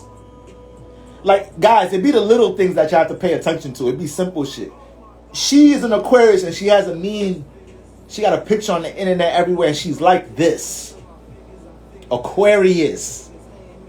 Motherfucker, we is not connecting if you can't add some Saturn here. AKA help me build some shit. Build some resources. Help me make some money. Alright? What we building? What we building? I have an Aquarius. My right hand man is an Aquarius. My best friend's an Aquarius. And we be talking about relationship. Obviously, two air sign niggas. We talk about relationship shit all the time. And we was having to talk about something a minute ago. And I was basically saying like, yo, bro, if I'm rich and shit, I'm not gonna really, I don't really want my woman working like that. Because I look at her as the mother of my children and I want her to just be able to be completely devoted to that. It's like, if I'm already a made man, I already established myself financially, why does she need to work? And he's an Aquarius. He like, this nigga is tripping. He like, this nigga, he hear me say that shit, he think I'm crazy. To this day, we still be talking about that. He think I'm crazy because I said, he's like, so you just gonna have her ass? You just gonna have her ass sitting in the crib? Yo! Nah. Oh shit. Oh shit. This shit don't be as funny until I come tell y'all this shit. Like, it's just be a regular conversation with us. But when I look back and I'm speaking from an astrological point of view, it'd be hilarious. I'm like, yo, bro, like, what's the point of me getting rich and providing for my family if my woman is still gotta work and shit? Like, it don't make sense. Now, she could work. She's gonna work for me. She's gonna, AKA, she's gonna help me here and there stabilize the family. Like, we're gonna be a union to build things up for the family and whatnot. You know, we're gonna look out for each other in certain ways. Sometimes I may need to depend on her to handle certain things for me. It's not like she's just sitting on the couch fucking drinking Hennessy all day. But, and then on top of that, I just really believe in people playing their roles. I'm just old school like that. So, when I'm having children, I don't want, the children are connected to the mother. Fathers ain't, we not supposed to be all fucking affectionate and lovey-dovey with our kids. All that's the mother job. That where the discipline coming from. And that's not to say that we supposed to be cold-hearted with our children. That's not to say we can't kiss our children in the motherfucking face. I'm just saying that's the natural principles we talking about when we talking about the male and the father and the moon. You feel me? When we talk about the sun and the moon. So I'm like, bro, it don't make sense. It's like, I want to make sure I'm dealing with a woman with certain qualities, so I could trust her in being, you know, the nurturer, the emotional, you feel me, the emotional leader for my children. And then when they get into the later adolescent stages, all right, pass them on to me. When my boys start getting older, all right, now y'all coming into young malehood, all right, y'all done got the nurture from y'all mother already the first 7-8 years and shit. All right. You get a little bit of little motherfucking chest on your hair and shit now. Motherfucking hormones start kicking in and shit. Alright? I see the extra socks in the garbage. I see the extra socks in the goddamn laundry room. I know what you're doing. I was 12 and 13 before. That's when it's my turn to take more charge as a male. And make sure I'm raising young men. Making sure I'm giving my daughter more of a male perspective on how to deal with, you feel me, appreciating and loving herself. So she gained that from her father, so niggas can't play her when she's older and shit. So that's how I look at shit as building a family when I'm older and shit. So that's what I'm trying to explain to him. He like, nah, bro. It's like, nah, bro. I'm not getting rich just so a chick, just so a chick could use my bread up, use my resources. I'm like, why you thinking about it like that, bro? You thinking about it like you're not picking. You thinking about it as if you're picking the wrong woman. Like you picking a woman that's just using you. That's how you're talking about it. He like that's that Saturn shit, y'all. That's that Saturn shit. He's like nah, my nigga. She got to be working on something. She got to come into the relationship with her own shit. I ain't want to come home and she don't got nothing to work on. She not get building. I'm like, bro, you come on, my nigga. Come on, son. You feel me? So, but we all different, guys. We're all different.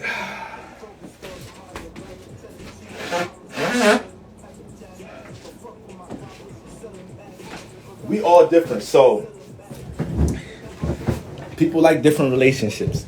And that's why I be trying to tell people too. I be trying to tell, like, trust me, when I'm doing readings and I'm looking at energies people have and they tell me what they experience in a relationship, I'm like, yeah, I know that's what you want.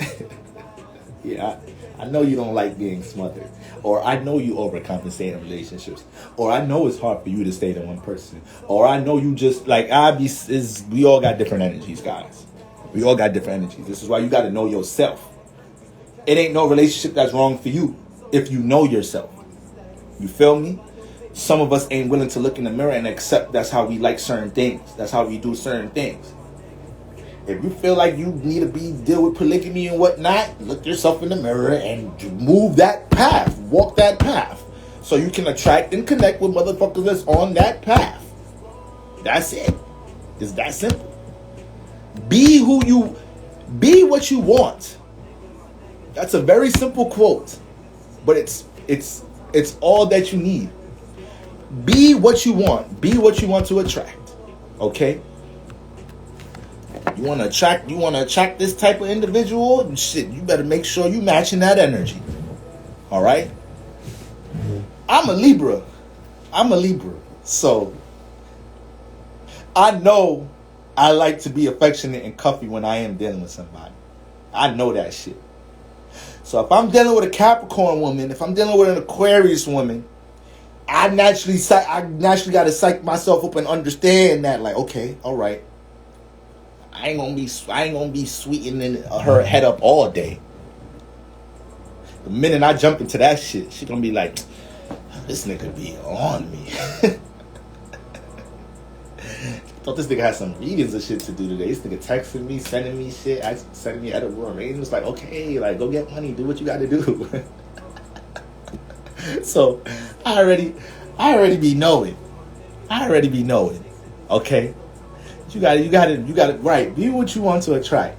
So let me. It's already 11:19. So look, y'all, we got the fucking moon going into the Taurus this weekend. All right. I be missing one day going live, and I feel like we ain't talk all week. So that's why I don't know. I'm just giving a roundup. We just having random astrology talk. But I see y'all keep adding some questions into the question box. So we got the moon going into Taurus, family. Does that apply to Aquarius rising? Aquarius rising, y'all personally detached. Now the rising is just your personality. The rising is how you naturally dress, how you naturally do your hair. It's how we naturally see you. It's how we naturally perceive you. All right? The two placements that's going to come close to how we see you is your sun and your rising. The things, all right, put it like this. Your sun, you know you're trying to be seen as your sun. Like, you know this. This because the sun is what you're conscious of. So me as a Libra, if you a Libra, you feel me, you already know you be trying to look all pretty. You be trying to know, you feel me, your lips ain't chapped if I go on live and shit. You feel me? You always trying to make sure your Venus is coming correct. Okay?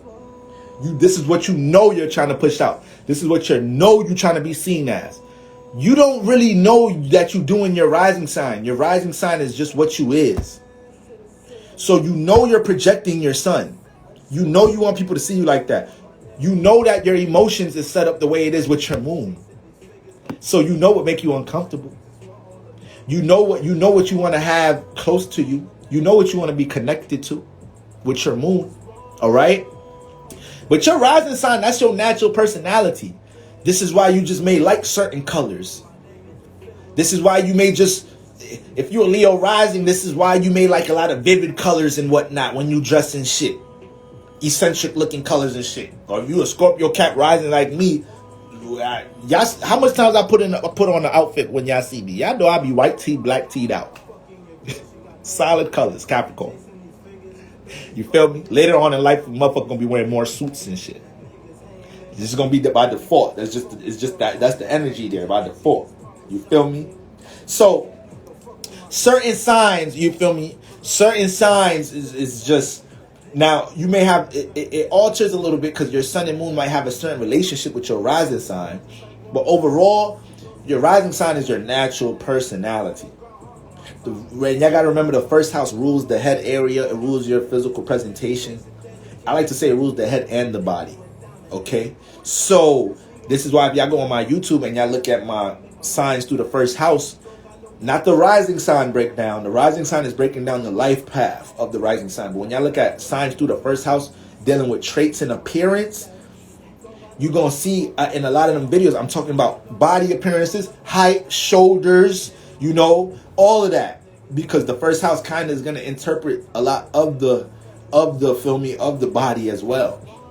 If you tall, slender, slim, thick, Cancer rising, big breasts, like it'd be like Aries rising, strong fucking heads. You could have an Aries rising baby drop that baby a bunch of times. That baby head strong. Aries rising is strong-minded, strong. Y'all just durable. Y'all could go through so much. Y'all could break y'all foot. Y'all the type of individuals break shit and don't know it's broken. Motherfucker be playing in the park and shit. Tear y'all ACL. Mars in the first house. Aries in the first house. Y'all niggas be tearing y'all ACLs. Get to the doctor, be like, word?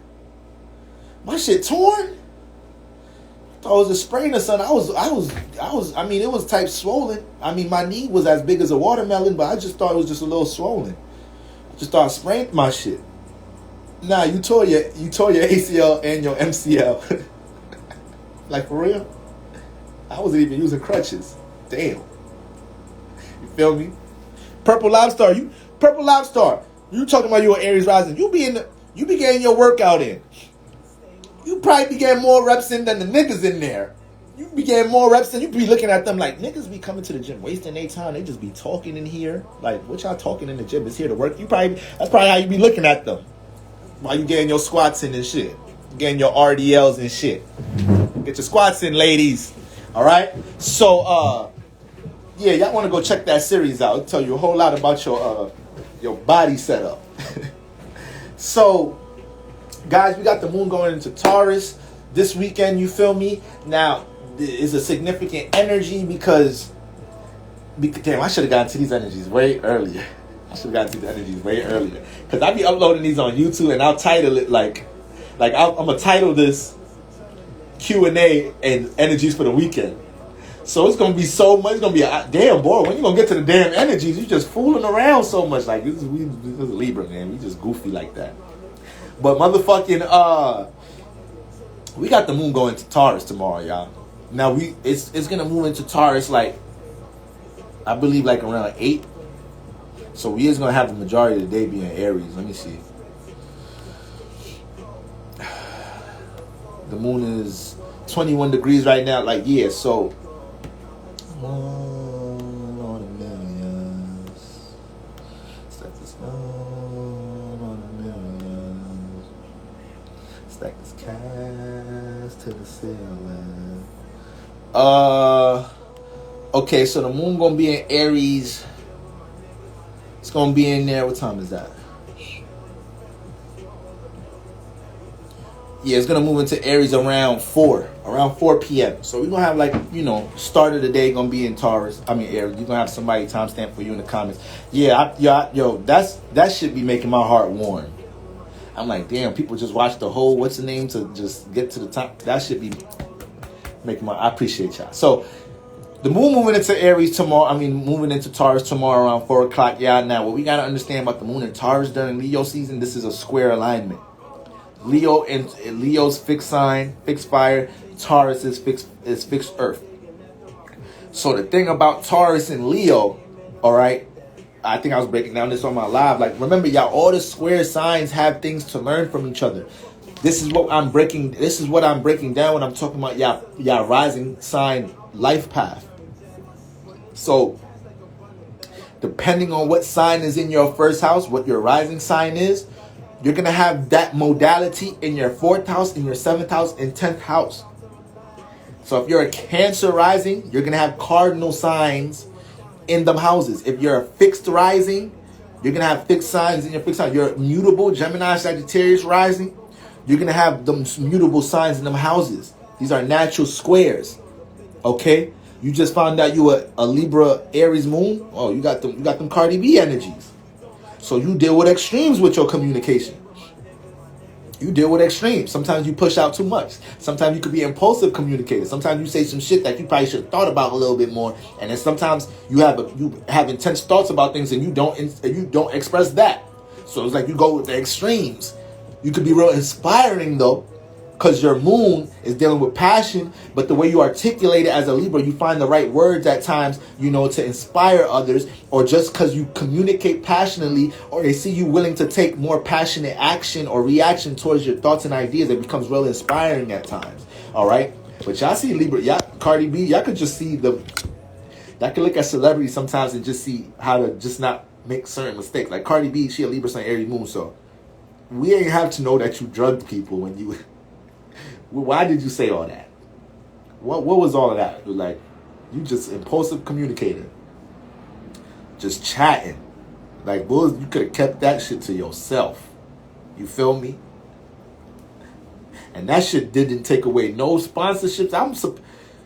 If a nigga say, man, ladies, y'all ruled this motherfucking realm. If y'all don't know that, you best to know that now. Y'all ruled this realm. Everything, y'all get everything. Y'all get money quicker than us. Y'all get stable in this earth realm quicker than men. Y'all be motherfucking just goddamn, y'all just be getting y'all way. That's why y'all be having brothers like us just like, can I just stay on your couch? I know I'm toxic. I know I'm not even trying to do all that. I just need some help right now. You the only person I can depend on. You like, get in the bedroom, nigga. You don't got to be on the couch. See, that's that toxic shit there too. Niggas be knowing how to pity themselves so a woman could get in her feelings. Like you know what? I realize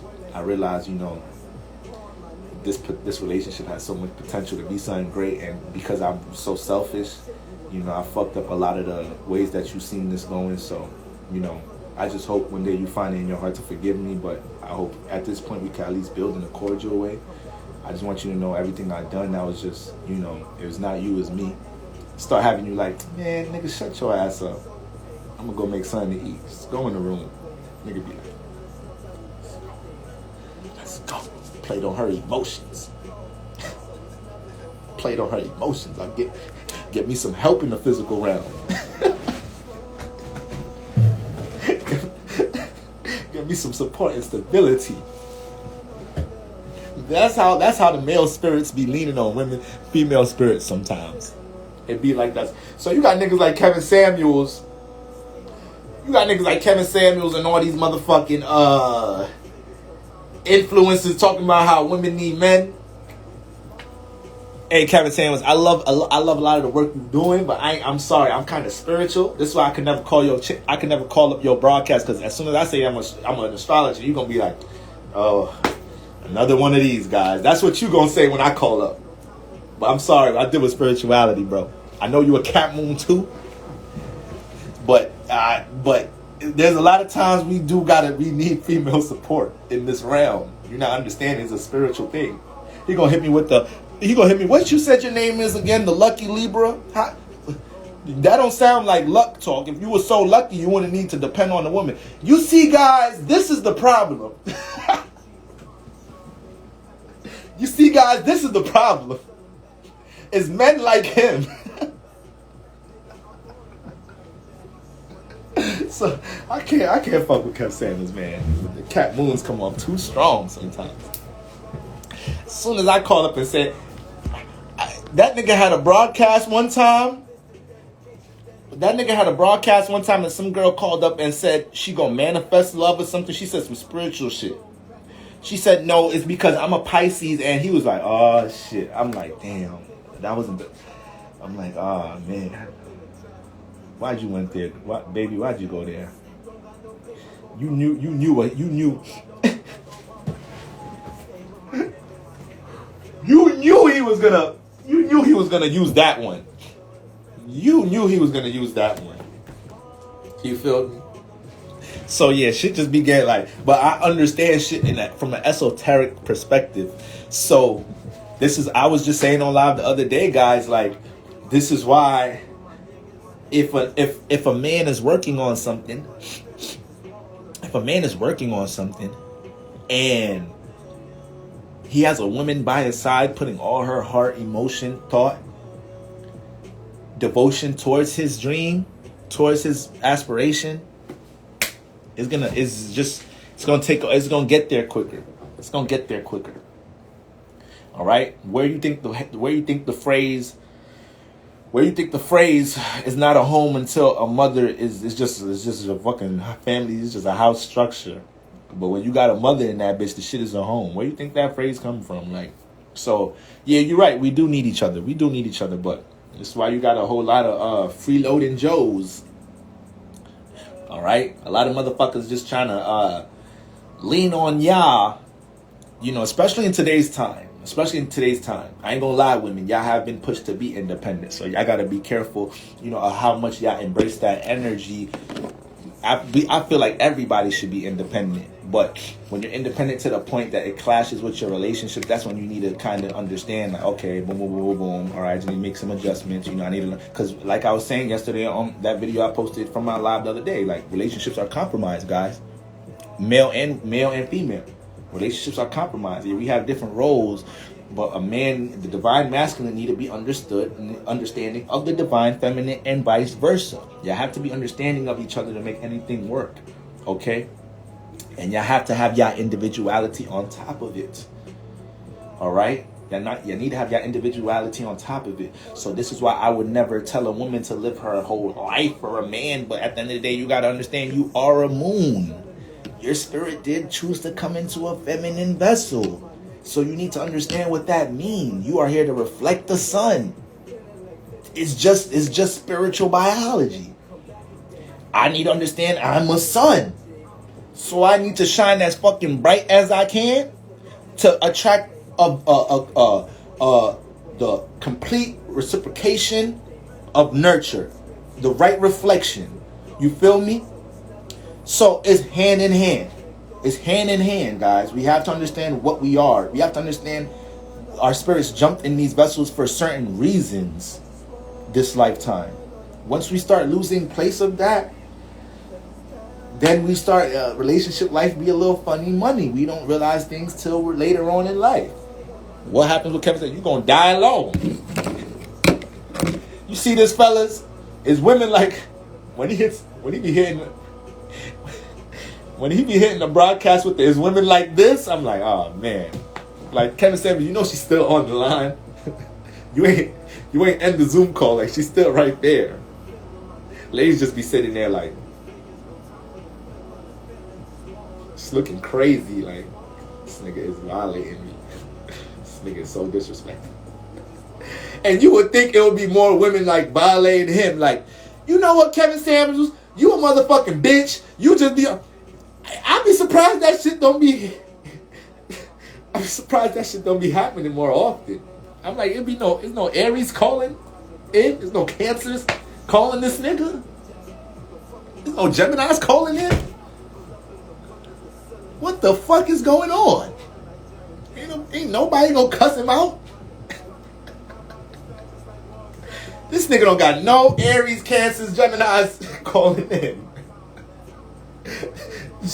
Got Libras calling in, just straight Libras. It's Pisces. And then Virgo, Virgo's got that nervous energy. So Virgos to get anxious and nervous. If a Virgo woman calling, once Cap Samuels start doing that, Virgos start getting nervous, start sweating, don't even know how to react. You got Virgos, Libras, and Pisces calling in. That's who we got calling in. Need a motherfucker Aquarius, Cancer, fucking Aries woman to call and cuss him out one of these days. That nigga, shout out to Kevin Samuels, man. Shout out to him, man. So, all right, guys, back to that's it. Back real brief. Now I gotta get through the energies real brief. So, we got the moon in Taurus, guys. Y'all gotta understand, Taurus and Leo square each other. Okay, so they have things squares. They have things to learn from each other. Taurus is dealing with stability. Is Earth is dealing with being fixated. All right, the fixed signs. Right now we're in the Leo season, so we're learning how to get fixated on our creative expression, how we're seen, how we deal with our talents and our creative attributes, how we push out our solar plexus, how we bring attention and awareness to our personality and our creative projects, our business projects, our personal aspirations. That's what we're learning how to do right now. All right. Now, motherfucking yeah, I was about to say if I'm right. Right. So, water sign women are cool. Yeah,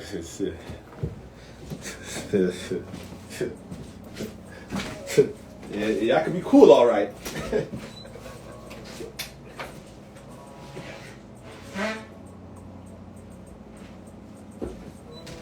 Water could be cool when you don't shake it up. Water is cool if you don't shake it up. A Cancer woman, a Cancer Pisces, motherfucking. You know what? I'm not even gonna get into the energies on. I'm sorry. I'm not even gonna get into the energy tonight. I'm probably gonna have to. I'm gonna just briefly run through them and probably go on live earlier tomorrow, like before the moon go into Taurus, because it don't go into Taurus until 4:00. So I'm probably gonna go on in the afternoon around 1:00, 2:00 to go in on the energies for the weekend. You feel me? Because it's already 11:30. I was about to hit midnight. All right. So I'm gonna just jump into some questions. A couple of questions in the box. All right. So real quick. But yeah, the water signs, yeah, water signs is cool if you let it be cool. If you let it flow. Motherfuckers be thinking water signs is sweet. Like y'all never seen Hurricane Katrina before. Like y'all never seen a tsunami on TV. Like y'all never seen a motherfucker fucking surf and get his ass wiped the fuck out by a wave. What you think that was? That was water. That was water. You know people drown, right? You know some people die like that? Some people actually die by drowning from water. So every sign got a temperament they could jump to. Every sign can be cool. All right. Hey, bro, don't be dissing us. Water signs be cool as hell. Long as you don't. I'm backing y'all up. I'm backing y'all up right now, baby. All right. I'm trying to hold y'all down. All right. I love me a water sign. Love me a water sign. You feel me? So, with the moon going into Taurus, guys, y'all gotta understand, when we look at this square, Taurus is about stability, about being fixated on that, about being fixated on being practical, is the tree. All right? So when we get into being fixated on creatively expressing ourselves, that Leo energy ain't really thinking about stability like that. It ain't really thinking about being planted somewhere. If anything, Leo's probably the fixed sign that transforms the most. Because it knows how to do something creatively, but transform in the midst of what it's doing. All right? Scorpios will just transform some whole other shit. Aquarius is just transform some whole other shit. Taurus ain't really down with transforming, period. It's once it gets devoted to something, stable to something. This is why y'all can't bring half-ass business ideas to Tauruses and shit. They're gonna look at you retarded. You can't just bring, a plan to a Taurus and it not be concrete. It not be like you ain't think everything out. They're gonna look at you like, you expect me to move off my square, what I'm planted on, to jump into that up in the air ass idea. AKA that's how Taurus deal with people, places, and things in the physical reality. This is why Tauruses, they develop career goals early in life, career aspirations early in life. They know what foods they like early in life. They values Their values is established early in life. Their relationship morals is established early in life. They deal with a value system and being fixated in that shit. So a lot of people date Tauruses and realize they don't got no code. A lot of people date Tauruses and realize they don't have no morals and ethics to help to be stable in. This is what we're reacting to this weekend. Learning how to make our ability to be stable, learning how to develop a code, all right, learning how to get planted into something, or make sure that we value how we working on something in order to help support how we express ourselves. That's the thing about Leo. Once again, Leo deal with his creative expression. Leos just want to go outside and sing, rap, and tap dance all day and get attention. And the Leo's good with knowing that, yo, when I was outside rapping, singing, everybody was hype and shit. They was like, yo, you gonna come out tomorrow and sing and dance and shit? I'm like, hell the fuck yeah. If y'all niggas gonna be clapping like that and throwing panties on the stage and shit, hell the fuck yeah, I'm coming out. The Taurus is like, motherfucker, you telling me nobody paid you for that? You telling me nobody paid you for this? And you put in all that time? Oh, nah, you bugging. You bugging. That's Taurus right there. That's what Leo learned from Taurus right there. Nobody paid you for all that motherfucking flipping, dancing, and singing and shit. You bug. Boy, how long you been spiritual? As long as I can remember. As long as I can remember. I jumped into this life early. You feel me? I was on spiritual shit before I got deeper into astrology, alright? So this is why it's hard for me to even talk about certain things that people talk about in the new age, because I've been on it. So it's hard for me to bring up certain things with numerology. It's hard for me to bring up certain things with, like, you know, metaphysics or whatnot, because I'm like, guys, I was kind of on that already, and now there's a lot of people now, and everybody starts on different levels, but the new age blows things out of proportion. These new age, and I'm using the word new age to describe just spirituality today. Like, once again, spirituality is so trendy right now. Everybody feel like they could profit off spirituality. Everybody feel like they could just make YouTube videos about whatever they into spiritually and just thrive off of it. So it'd be certain things that hard for me to talk about until I get situated and organized. Be like, okay, let me break this down. Let me break that down. That's why I get on with y'all sometimes live and I just go. You feel me? But back to Taurus and Leo. This weekend is going to be, we're going to have to learn how to find the balance between how we work on our creative expression, stabilize our creative expression. We got these creative ideas. This first week of Leo season, we already been fucking dealing with all type of energies, looking in the mirror, seeing what we good at, seeing what we talented at, realizing that, you know, right now for a lot of y'all that all right, shout out to Chel Bree in the chat. She's a model, you feel me? She been on her grind all year. We see you working, Chel. So you posting some model photos this week. That shit this week probably felt better than everything you was doing all year, just because it's Leo season and you embracing and being more connected to how you express yourself and how you're seen. We're gaining more of an awareness. It almost feels like a self-evolution for a lot of us that's dealing with creative expression. You feel me? So this week alone, this first week has jumped us into a lot of energies where it's like, okay, I'm really seeing the light. I'm really getting more comfortable being on the stage. Like, no, this is what the fuck I'm supposed to be expressing this shit. That's a lot of energy that we jumping into right now, whether we got active with it or not. Is the vision, is the sight. You feel me? So this weekend is a Taurus moon, guys. So we have to learn, and the moon loves to be in Taurus, guys. It's exalted here. So it starts connecting and trying to understand how it could use the physical realm, use its resources to build wherever the sun is at. So Taurus is trying to use resources, things that it knows on how to work with stability, practicality, organization, structuring to make sure our creativity to move more. So guys, you may have to look into, you know, making your creativity a business this weekend. You may have to pay attention towards making sure you understand how your priorities and responsibilities, moon and earth, support or clash with your creativity. So going into the new week, you know how to organize your week some more. All right, you have more clarity on, okay, this time is for my responsibilities, but I need to make sure I'm structured with it so it don't clash with what I'm creatively into. It's hard to deal with your creativity if you don't got your heart in it. It's hard to deal with what you want to personally express to the world, what you want to gain attention and light from the world. Your heart is not all the way in it. It's things that you're dealing with.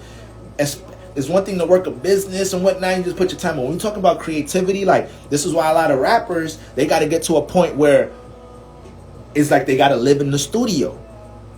This is why Libra intuition. Y'all make sure y'all tapping with Libra intuition, man. She over there reading souls over there on her page too. It ain't just for all the Libras, it's for everybody. All right. So that's why. What's the name? Motherfucking damn. The motherfucking. You talk about Leos though, or Tauruses. Damn, y'all. Can somebody catch me back? I just caught a brain fart here.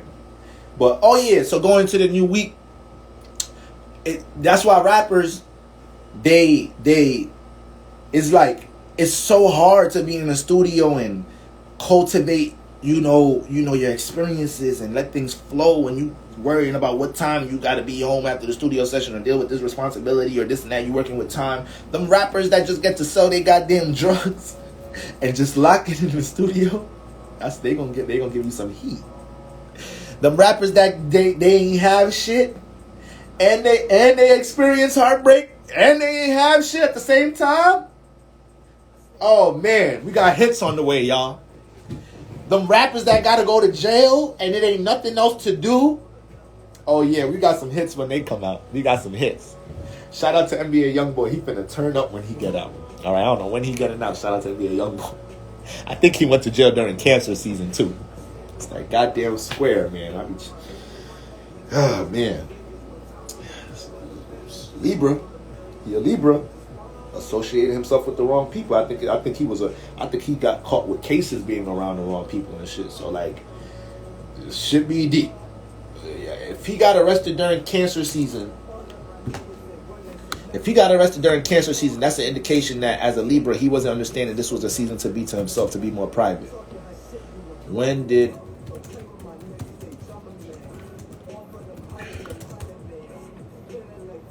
damn? Nah, that can't be real. That shit said December. Oh, they bringing up some old shit. I'm trying to see when he got arrested recently. Like, shit said December 2018. I'm like, nigga, yeah, I ain't asked for the nigga rap sheet. I ain't asked for his whole goddamn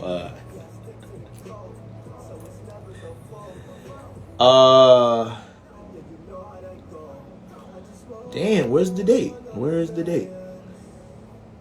March 25th. Okay. All right. He got arrested during Aries season? I'm just making sure. March 25th, 2021.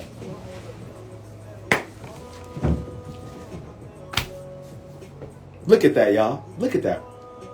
He's a Libra, y'all. So he's going to be around other individuals. He's going to deal with relationships. He may not know when to, make sure he is conscious about who he's around. He may just thrive around having other individuals around him and shit. So specifically when he got arrested, the vehicle didn't pull over, prompting a short pursuit which ended in the rapper trying to flee on foot. Damn, he was running from these niggas. He was arrested, taken into custody. I just want to know if he's around people. Rapper was among 16 people arrested on drug and firearm charges in Louisiana. So yeah, it was Aries season. The sun was opposite. Like, yeah, like it be little shit like that. The moments motherfuckers go to jail, just check the energies, check their sun and moons. It's like, oh shit. He's a Libra. He's supposed to be dealing with individuality this season. He probably just came back from dealing with people he wasn't supposed to be associated with. Had too much people around he's not supposed to be associated with. He's supposed to be jumping into his individual bag. Dr. Dre ass just guys getting milked right now. I forgot how much it is, $200K a month. But I don't know. I heard that, like, I live under a rock, guys, so I don't really understand. Sometimes I'll be knowing everything until I do my research, but people was telling me like he be putting his hands on her and shit. Like they done had domestic cases, he done put his hands on her. So when I hear shit like that, I'm like, all right, Pippin, you kind of had that one coming. I can't. It's hard to feel for you, bro, because I don't play that, so it's hard to feel for you. But all that shit happened at the last day of Cancer season. He a Capricorn Sun, Libra Moon. So his shit was squared up, just like my shit was squared up. But I knew my shit was squared up. All right, I knew. So I was in the house talking to y'all. I was in the house. All right, during Cancer season. wasn't doing too much. That shit ended up blossoming for him during cancer. So like, yeah, it's just be little shit like that, y'all. It be little shit like that, you know. When rappers and celebrities get caught doing shit, just look at their energies. Look at what season it happened. It's like, damn, that shit squaring them. That shit opposite them. You feel me? It be little shit like that. So this weekend, that's the overall energies we want to understand. We're gonna be dealing with situations, you feel me, where we need to understand how to get more, you know, practical about how we build a foundation for our creative expression. It may be things that we want to jump into this weekend. This is the weekend. The moon is in Earth. You have to make sure you're in a stable position to jump into any festivities. And this is Leo season, so I'm not telling anybody not to hit a party, not to express yourself, not to enjoy the heart of the summer, the middle of the summer. But we have a Taurus moon, so, you know, time management is key. And making sure you support the things that you value first before you just go out this weekend and get wasted. That might be the smartest thing to do. All right? You got some projects that need your time. You need some things to take care of. Some emails to shoot out. A couple of business moves to make. Get that handled the first half of the day. Then, you know, y'all can drink all you want, twerk all you want, Sunday, Saturday night. All right? Don't get too wasted. Some of y'all got to be at work early in the morning, Monday morning. You feel me? So I'm going to go more in depth on energies for the weekend. Y'all know we got Mars and Venus entering. We got your Virgo house is currently turned up right now, guys. All right? Virgo house is all the way turned up right now, family. Got just your Leo house. Your Leo house is fake still turned up because you got the Sun and Mercury in there. So your Leo house is doing numbers right now. It's all type of experiences and emotional roller coasters we've been dealing with in that goddamn Leo house since Venus and Mars was in there. So now Venus and Mars, they up in Virgo right now. So it's a lot of emotions directed towards our reality. A lot of emotions. We know Venus and Mars deal with our feelings. Mars with our passions and what we don't like. Venus with our pleasures and what we like and we love. So it's a lot of emotions towards how we dealing with our schedule, how we feel out of place with our schedule. Right now, you might deal with panic attacks just because you out of alignment, just because you feel like you don't have the best schedule. It's like, okay, relax, breathe, meditate. Let's work on a to-do list tonight, and then we'll try to implement it tomorrow. Be careful of having a fucking panic attack right now with Mars and Virgo, Mars and Venus all up in Virgo and shit. And we have so much emotions, and we trying to make sure we meet the potential of how we're working on things. I told y'all, I tweeted earlier today, I said, Mars and Virgo gonna have us feel like there's certain things we need to conquer. It's gonna be certain things that is a month's worth of work, and we gonna feel like we need to conquer that shit in a week with Mars and Virgo. This is how Mars and Virgo's. If you got Mars and Virgo, Mars in the 6th house, this is how y'all think when it comes to y'all passions. Y'all could overthink y'all passions, and y'all could go so hard. And you know, Mars and Virgo has a super crazy work ethic. You feel me? So Mars and Virgo could exhaust themselves a lot of times. They could get taken advantage of in the workplace a lot of times. Mars in the 6th house, they could get taken advantage of in the workplace more than the Mars and Virgo. Mars in the 6th house all day. They see how you go. They see how hard you go at work. They see how much effort you put towards schedule and regimen. And then they start feeling like you're the one that could pick up slack for everybody. Okay? So y'all got to be careful that, you know, when it comes to Mars and Virgo, y'all make sure all that passion is being exerted towards what you want to work on right now. You got Venus in there that's learning to fall in love with the process of working on what you're working on. So y'all may be feeling it right now. You know, Venus and Virgo already been in there over a week. So right now, a lot of y'all getting back to paying attention to how y'all work on things. Falling back in love with the process and appreciating the process of working on things, waking up in the morning, understanding there's some people that don't got the resources to work on certain things. People don't got the resources to build on certain things they want to build on. And y'all learn to embrace the 0 through 80, the 0 through 100, the marathon. Y'all need to make sure y'all adapt the marathon concept with Venus and Mars in Virgo, because once again, Virgo gets to work. I just was making fun of Capricorn saying they earth signs, but they try to use others. Saturn tries to use others to work. No, Virgo gets to work. Virgo works. All right? Virgo's hustling. Virgo's getting to the bag. Now they're gonna overthink a whole lot doing on their road, on their way there. All right? There may be times they have a brilliant idea and they gotta have a bunch of conversations with self before they act on it. But Virgos is getting to that bag. They putting in, they're making sure they get an efficient schedule or routine working towards that shit. And once they find that, they're locked in with it. So that's the energy we need to make sure we in right now. We need to make sure all this passion, we're not just being... Listen, right now, with Mars, because Mars deal with frustration too, guys. So, Mars deal with frustration, so it plays out in a lot of ways where we can feel frustrated just not working on things right now. Like, this is not the time to sit on your ass. In another season, maybe Cancer season or something, you can relax a little bit, just deal with making sure your emotional well-being is good. Man, with Mars and Virgo, during Leo season, it's going to be frustrating just watching everybody work, get to it, express themselves, put time into things. Mars, Mars is a upbeat, picked up, aggressive energy. There's a lot of vitality. So when it gets into a new sign, it brings that vitality to that sign. So we got a bunch of access to more willpower when it comes to how our work ethic, how we schedule things, our routine. Some days when we might have slept in, you feel me? We probably are able to go to sleep a little bit, later and wake up early, just because we got a little bit of more durability. Now you still want to make sure you're taking care of yourself, because Venus in Virgo emphasizes to value and appreciate your self-regimen, your well-being. So this is what I was saying, Mars and Virgo can exhaust itself. Mars and Virgo can exhaust itself, guys. But it's a thin line between exhausting yourself and having that extra sense of durability to put time into your shit. This is why I'm going, my black ass going on live late as hell. I had 2 readings today. I woke up this morning doing a whole bunch of things. I took a nap. That nap was the craziest nap of my life today.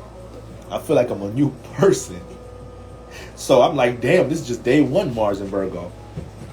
This just, that Venus in Virgo got me appreciating the grind, appreciating not being idle, appreciating working on something to the point, we get indulged into that. That's what we start to appreciate so much. That's where our pleasures is at right now. You feel me? So Mars is just throwing way more aggression into it. So we can easily exhaust ourselves, guys. Okay? We could also, man, I'm tight, y'all. Like, my dreams ain't busting the last couple of days. I was just telling you how my dreams was brazy last week.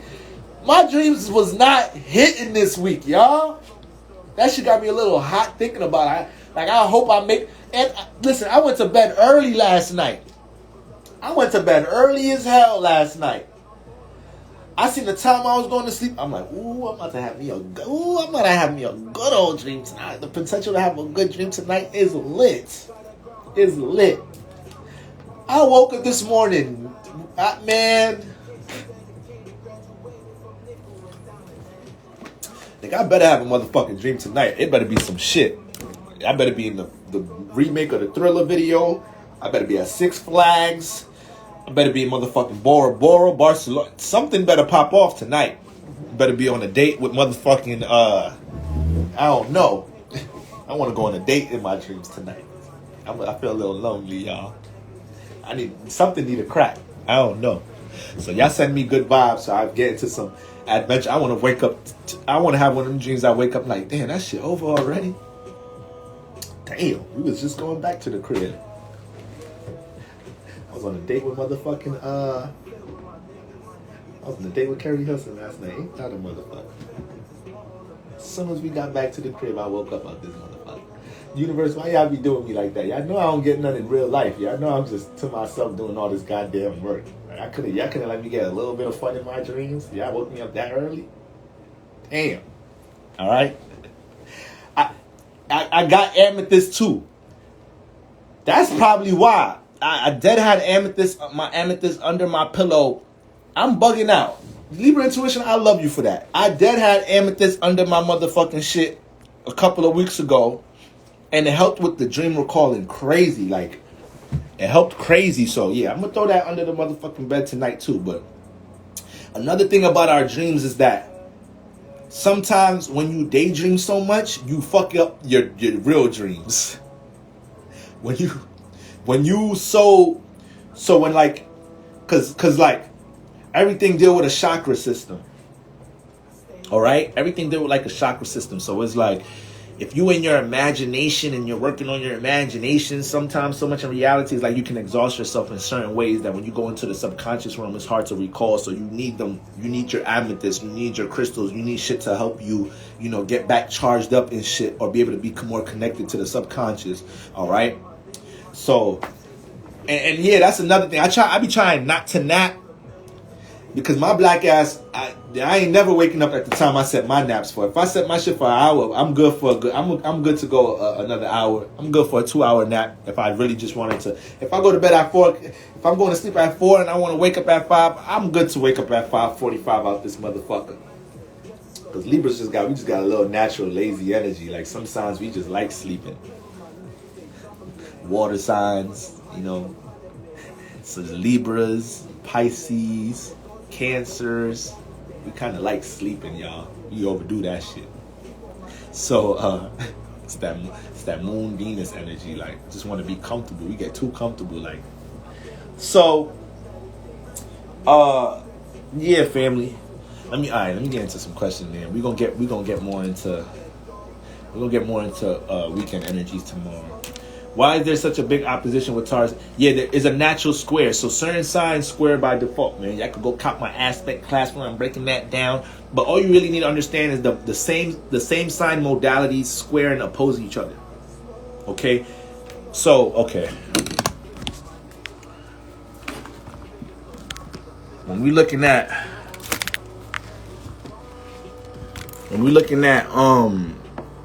why this shit got like such a heavy flash on it or some shit? Okay. Yeah, why it look so bright like that? I don't like that. It's like this shit got a flashlight on this shit. So, alright, there we go. Now, okay. You see, this is actually the solar system today, but it's kind of labeled like a chart. They got the numbers on it and everything. So y'all see Pisces over here on the ascendant. Let's say this is Pisces on the ascendant. Let's say this is somebody with a Pisces ascendant, right? Automatically opposite is the first house. You see, it says 1 over here. Directly opposite is Virgo. This is the 7th house. So you're going to be opposing your same sign modality. Pisces is mutable water. Virgo is mutable earth. Then when we go into the 4th house, we got Gemini here. Gemini squares Pisces. So this is a 90-degree angle. See, this is where geometry kick in now. All right. We know every sign is 30 degrees, right? So this is how we start breaking down the aspects. You know, you got Pisces over here, 30-degree constellation. Then next door, we got Aries, 30 degrees. So this is the neighbor sign. Then 60 degrees is a sextile, aka a harmonious relationship. So this is why earth and water signs naturally attract each other and naturally have harmonious relationships a lot of the time. Okay? Just by default, because they're a natural sextile. But then when it gets to Gemini, Gemini's mutable air. So now this is the clash. This is the square, 90 degrees. All right? We know 90 degrees develops a square. So this is a friction. If y'all see all these red lines in the middle, all these red lines are oppositions in squares. Okay, so this is a 90-degree alignment with Pisces to Gemini. This is a 180-degree alignment, Pisces and Virgo. Okay, we know in geometry a straight line is 180 degrees angle. So there you go, you got the opposite, and then you got Pisces squaring Sagittarius. All right, that's 90 degrees there too. All right. So this is when we talk about the rising sign life path. This is what we're talking about. When Pisces, aka the personality of a Pisces rising person, gets into the 4th house, it has to learn here.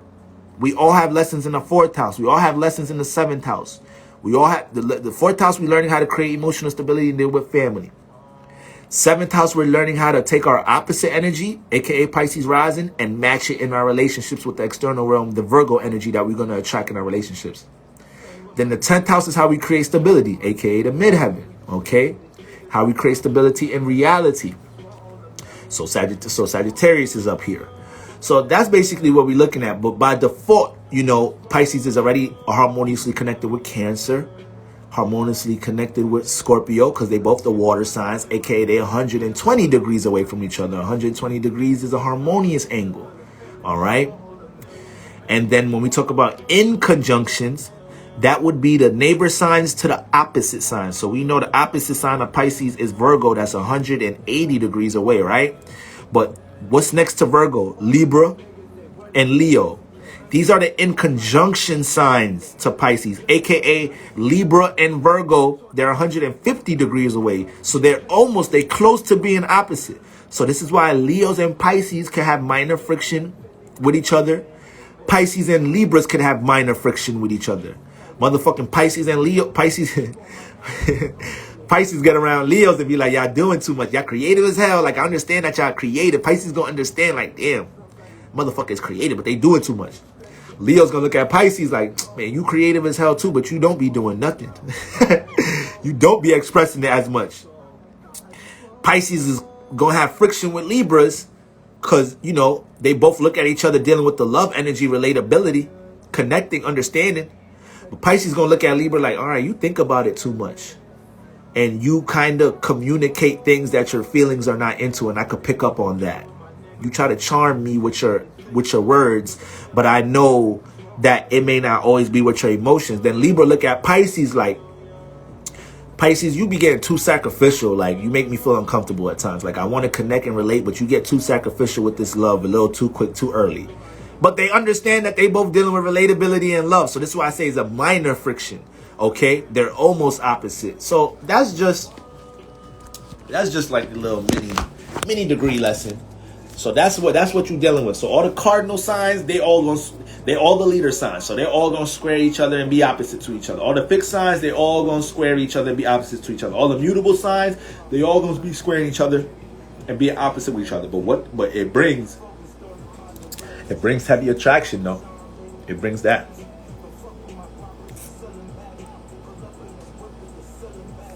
What about a Pisces with a Taurus moon? So that's a sextile. That's 60 degrees away from each other. So that's harmonious. All right. So for the most part, the moon, we start with the moon because the moon comes first. The mother of the household, which with her say so, kind of come first. You feel me? If her emotions is upside down, then so with Pisces, okay, somebody said, can you repeat what you said about Pisces and Virgo being 180 degrees away with each other? So that's basically an opposite alignment. So all your opposite signs, that's how much degrees y'all are away from each other. Remember, every zodiac sign constellation is 30 degrees, right? So the whole zodiac is made up of 360 degrees. So when we talk about our opposite signs, they're going to be 180 degrees away from each other. So Aries, Libra, 180 degrees from each other. Scorpio and Taurus, 180 degrees away from each other. And they're connected too. So the opposite signs are connected. It's like you're on the same axis, but you're just on the ends of the polar shift. This is why, by default, we can jump into our opposite energy based off certain situations in our life. But, so yeah, that's basically what's going on with Pisces and Virgo. And all opposites, the opposites and square signs have energies to learn from each other. The trines and sextiles, aka the 60 degrees and the 120 degrees, they have energy that they naturally have to complement each other. AKA planet signs that are 120 degrees from each other, these are the same element signs. So all the fire signs, they're 120 degrees from each other. All the water signs, air signs, earth signs, vice versa. 80 degrees away, this is going to be an energy that, you feel me, you naturally attract, but you naturally clash with. This is why opposite signs have so much attraction and they could jump into relationships so quick. Opposite signs, square signs, honeymoon phase, be out of the world, be out of control. They feel like, oh my God, I never had a love like this before. And they may not take their time to see them red flags, to pick up on that, and then y'all end up getting married. Y'all end up, having children, and then later on you like, damn, I didn't know we had this much. I was just thriving off the fucking feeling and the attraction and the natural connection at first, but damn, I didn't know we had this much resistance out this motherfucker. You feel me? So it's not to say opposite and square signs can't be together. Some people have, there's no alignment, there's no two people ask me, of course, all the time in astrology, hey boy, what sign is good for me? What sign, boom, boom, boom. Any sign could work with you. any sign. You just gotta know certain signs. There's more you gotta learn from them. There's more they're gonna have to learn from you. And if y'all don't understand that, then is most likely not gonna work. So if you date in the same modality of your sign, if you're a cardinal sign, aka you're a Capricorn, but you're dating an Aries, Libra, or Aries, you need to understand that y'all both be trying to be the leaders. If y'all don't understand that, then it's gonna make compromising way harder. If you a fixed sign, aka Scorpio, and you're dating a Taurus, Aquarius, or a Leo, y'all both are already fixed and concentrated on certain energy. So y'all gonna feel uncomfortable if y'all don't understand that. There's gonna be times y'all have to learn to transform a little bit of the things that y'all locked in for each other. And then if you're a mutable sign, these are the most flexible signs of their element. So Pisces is the most flexible of the water signs. Sagittarius is the most flexible of the fire signs. Virgo is the most flexible of the earth signs. You know, this is why Virgos will move on something quicker than a Capricorn or a Taurus. They'll move on something quicker. They gonna hesitate. They gonna be like, do we got everything, guys? I got you brought your charger, everything, you got everything? All right. You got your wallet, but they gonna move though. Taurus may be a little too stuck. Capricorn might not make sense to it.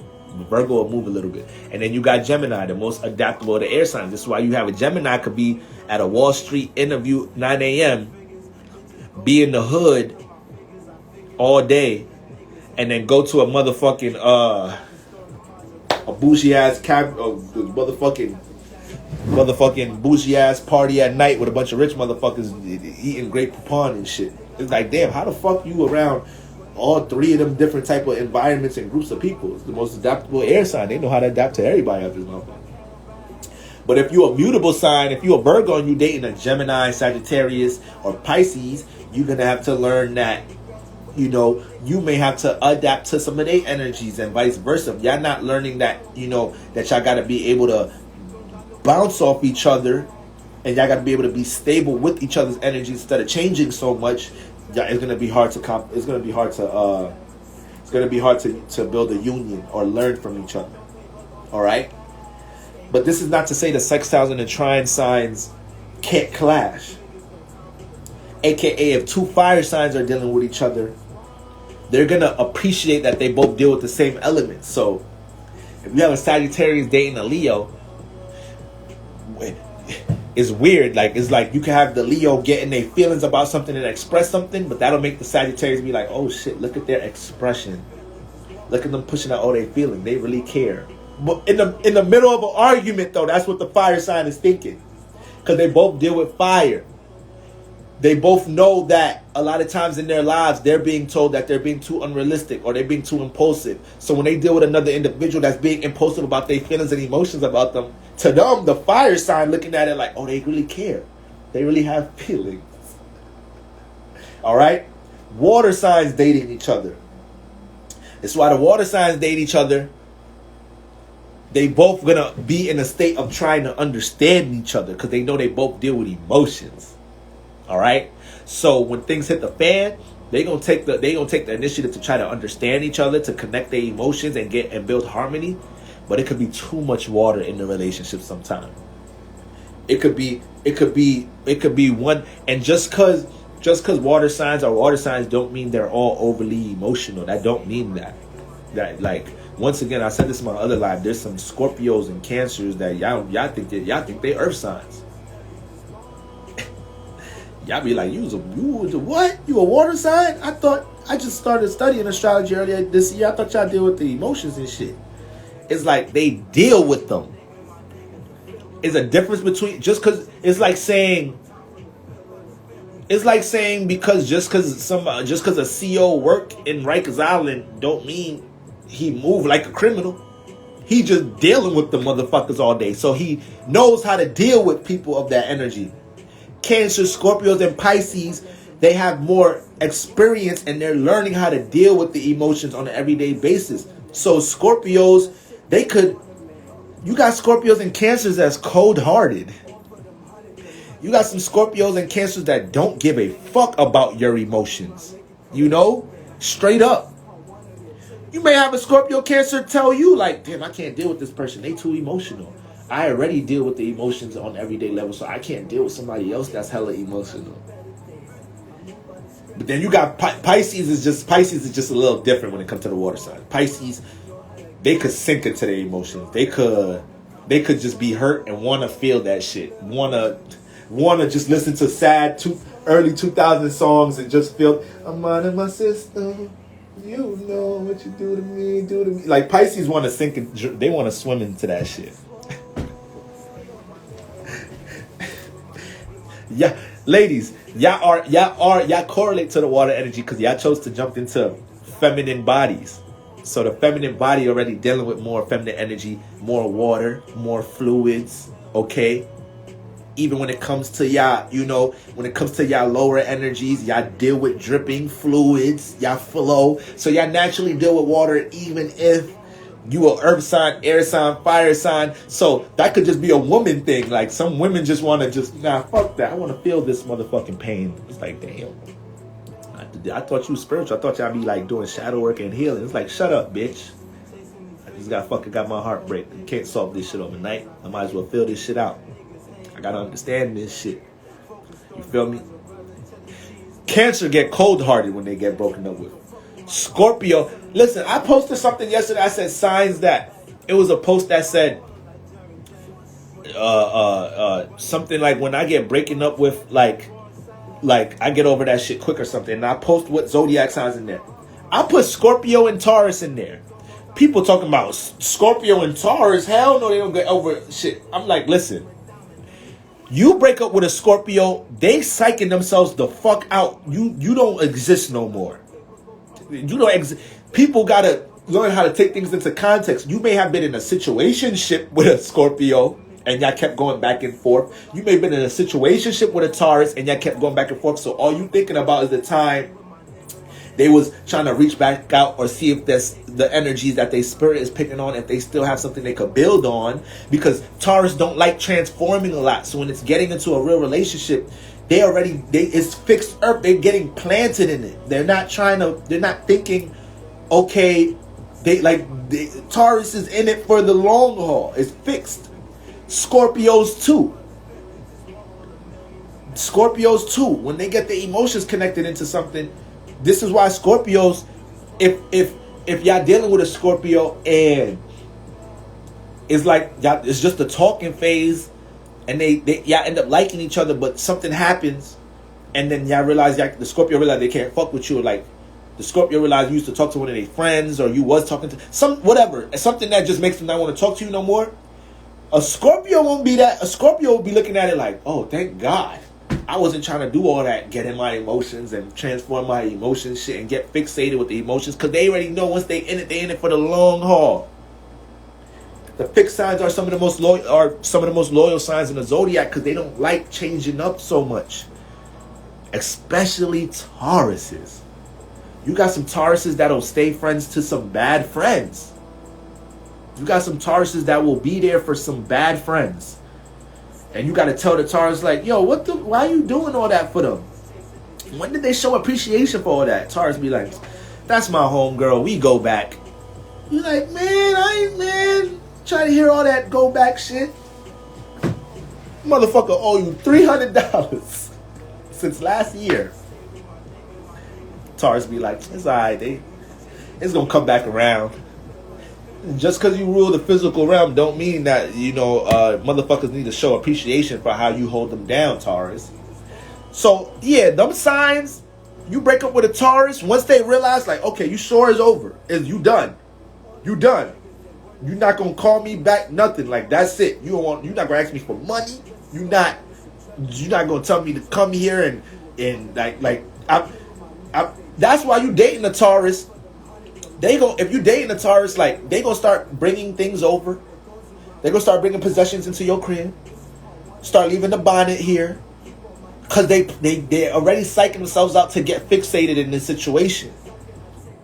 All right, so I'm like, y'all it's Taurus and Scorpios. Once they know the shit is done, they done.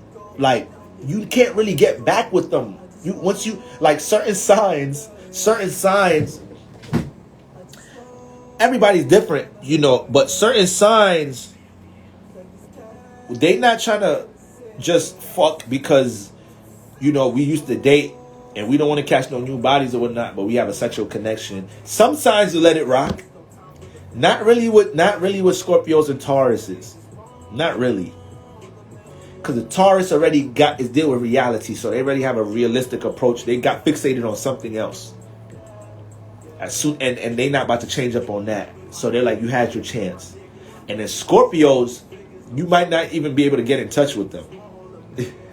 You might not even be able to get the number changed. You're blocked. Can't find them. You like, yo, anybody heard where the Scorpio be at? They moved. Like, damn. Y'all work at the same job, don't even see them at work. Like, how y'all work in the same building and you don't even see them no more? It's like, should be deep with the Scorpio. They will detach from you. They would, the Scorpio moon, OD. OD detached.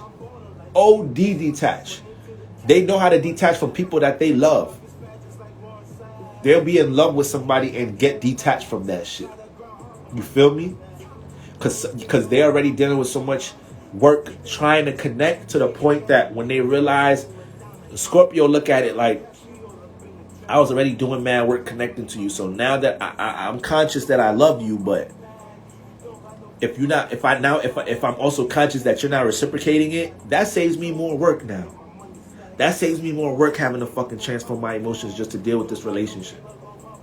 So that's how some of them may look at that shit. So should get deep. It should get deep.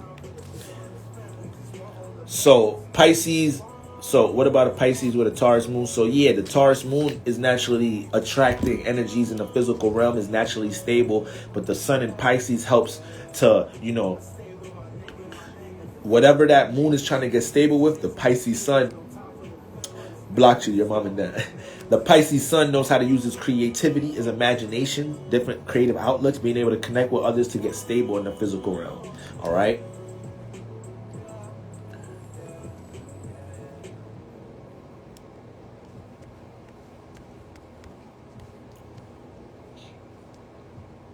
Any advice for Sun, Moon, and Mars in Virgo in the 6th house? So you got the Sun, Moon, and Mars in Virgo in the 6th house. You have a stellium in the sign in the house. Okay, you got a lot of energies keeping you active when it comes to schedule, routine, and organization. Your Sun is always paying attention how to work on something and what to work on. Your Moon, your emotions is in the schedule, is in routine. So when you feel out of order, when you feel like you don't have a schedule and routine, that's some of the most frustrating things in this lifetime. But you're also attracting all the people, places, and things that you need to connect to understand how to build in the physical realm and build the right routine and schedule. Then you got Mars in the 6th house. So I just said earlier, Mars in the 6th house is going to have a determined ass work ethic. That's another reason why you may get frustrated, because you have all this passion to put into working on something. And so when you're not working on something, when you don't have a schedule or routine with something to work on, some of that passion just gets built up and it gets overwhelming. It gets frustrated. You might release on others a certain way. You might get mad about certain shit, deal with mood swings, and it's all in Virgo. So you most likely an Aries rising.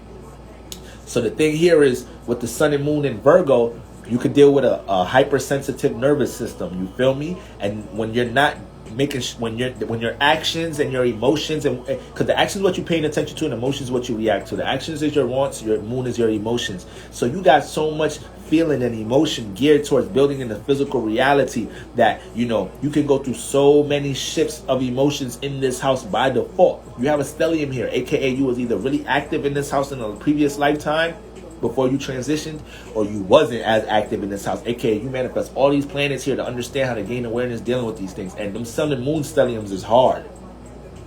Them sun and moon stelliums is hard because it could create a lot of imbalance in life, because all your attention and all your emotion is in the same place. So you can start and you can not see a whole lot of other shit that's going on. There's gonna be a lot of things that you're not paying attention to, but you build a whole lot of experience here. You build a whole lot of experience here. You got the sun in that house. A lot of people be looking from the outside looking in, trying to see what you're doing career-wise, trying to see what you're working on, a lot of people critique your actions and how you deal with the emotions with your sun and moon in Virgo a lot of times. And you got Mars in there, so that make you feel vulnerable at times. You know, that should get you a little frustrated and get you hot at times when people feel like they have the right to just critique you. You got Virgo energy. You got Mercury here, so you got to get used to that shit. But you want to make sure you're channeling all that emotion, all that awareness that you're understanding on how to build in the physical realm, what you want to work on as well. All right. And let Mars fuel all of that shit. Mars is the gas. All right. Mars is the motivation. So when it's in the 6th house, you got to make sure people are not using your gas to get you to work on things they're working on, because they see how devoted you are. They see how much of a work ethic you have. Okay. You have an innate work ethic in you. So you don't want to sleep on yourself and act like you can't manifest things, that you're not capable of building things.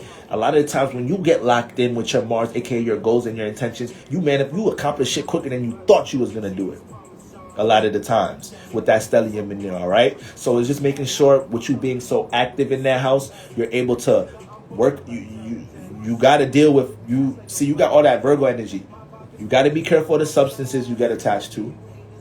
You know, you can't be leaning too much on weed, alcohol, cigarettes, and or you can't lean too much on that shit. You got to make sure you're taking care of your emotional well-being. You got to make sure you're taking care of the vessel. You got to make sure you're very conscious of your diet in this lifetime. That you manifested them placements because you may have not been that conscious of how you deal with your physical well-being. So that's why heavy 6th house energies, heavy Virgo energies, y'all real picky with what y'all eat. Y'all can't eat anything. Y'all don't like y'all food touching each other and shit. Y'all get into holistic health. Diet and regimen becomes a super focus, or you end up dealing with pharmacy, the medical industry by default. So I wouldn't be surprised if that's what you're already active with. Okay, so if you're not, you want to make sure that's a part of your life path in this lifetime, making sure you're dealing with these energies, learning how to take care of yourself, learning from how other people take care of yourself, understand your blood type, start eating according to your blood type and shit. All right, that's what you got to learn here. That's true. I'll be overactive and frustrated all at the same time, especially emotionally. Yup, I know. You could be real restless. You're very restless. Virgo moons alone is very restless. So you got the sun and moon and Virgo in the 6th house. You always going to feel like there's something to work on. You probably working on vacation time. It's like your partner or whatnot telling you, like, yo, ain't you on vacation? You cleaning up the whole house. You handling 1,000 responsibilities. This is when you're supposed to relax. You're not at work no more. You're like, oh, for real? That's what vacation mean? I didn't know that's. I just thought I don't work at the job. I thought I still got to work. No, it means you could chill now. All right, you could relax. You could go get a massage. You could walk in the park. Okay, you could sleep in a little bit. Are you for real? I didn't know that. Why you ain't tell me that's what vacation meant? Why you ain't been telling me that's what vacation meant? Y'all Virgo moons, man. Restless. Any advice for North Node and Aquarius, South Node, Leo? So I don't know if you got on the live late. I kind of was breaking this down already a little bit. So North Node, South Node, and Leo, you was the star of the group your previous lifetime. You was center stage. You're used to gaining attention. So you come in this lifetime feeling like you feel that shit still. You feel like you're supposed to be gaining attention. You're supposed to be in the spotlight. You're supposed to be center stage of things. AKA when you start dealing with North Node and Aquarius, different associations, different groups, connecting with others, it starts to clash a little bit, because it's like people start looking at you like, yo. This is group work. Like we're taking all of our forms of creativity and building it as one. We're not building it around you. So you could take things, you could feel vulnerable, take things personal at times, because you feel like your center stageness is not coming to life. It's like you're being disconnected from the previous life of being in the middle of things, being the face of things. You got to understand, you got to learn how to take your creativity and work it amongst others. Take your creativity and connect it to other individuals out in the public environment. I forgot what house deals with your creativity. I need answers, please. The 2nd house, because the 2nd house is what you feel like you have. So in this house, even though it's an earth house, this is the house that we're dealing with our value system. So in this house, we're dealing with our creates. We feel like this is our self-esteem house too. So, we're seeing what we have. Either we could teach, we could creatively express ourselves. We could, whatever our talents is we feel like we have that in the 2nd house. So the signs you have in there is what you're going to feel like that you already value. But you want to see the house lord, aka you want to see where the planet that rules that house is at. Thank you, the island fairy. That's the next house. All right. So I already know she got creative energies. I already know she know her shit, because the 5th house, that's the other creative house that we dealing with. The creative house is this, not a 5th house. The way it separates itself from being the creative house, it's the stage house. This is the house where you're pushed to learn how to put things on the stage, how to entertain others, what you like to be entertained by, the music you like, the movies you like, how you could tap into taking your creative, artistic abilities and demonstrating it for the world, gaining attention, gaining light for it, the Leo house. And then I like to say the 12th house. The 12th house is the imagination house. This is the Pisces house. So this house, you're gonna have natural aspirations, you're gonna daydream. The energies you got in the 12th house, y'all do it subconsciously and y'all daydream about it a lot. So people with the sun in the 12th house be expressing things and acting on things and don't even be realizing that they said that. Don't even realize that they did that. Mercury in the 12th house expresses, say things at times, don't even realize it communicated like that. You know, all type of shit, you know. Fucking Venus in the 12th house could just, oh man, is a powerful placement, but with great power come great responsibility. So Venus in the 12th house attracts all type of what? Support. Attracts all type of support when it comes to its creative endeavors, to its imagination, manifest relationships that people pour into their value system or whatnot. But if it has negative values, it's going to manifest a relationship that plays out as an escape mechanism. You could get connected to certain substances that make you tap out of reality a lot of the time. You could depend on people for emotional stability a little too much here with Venus in the 12th house. So, you know, get a little deep there. But overall, the 12th house is the subconscious house, your dreams, your imagination, your aspirations, your talents, the things that you're naturally going to daydream about. And a lot of the times, what are we daydreaming about? Our creative endeavors, the potential of where we could see us working that 6-figure business, the potential of what we could see of, you know, us being on the stage doing our 2nd or 5th house energies. Okay, so you want to see the house lords of this house. So yeah, that South Node in Leo though, that's what you're dealing with. You gotta learn how to not take your sense of being center stage and you're being in the light all the time. You gotta learn how to work with others in this lifetime. You gotta learn how to make your creativity a part of others in this lifetime. And remember, you don't gotta act on your North Node. It's gonna push you into these moments. Damn, why is it not letting me pull up certain questions?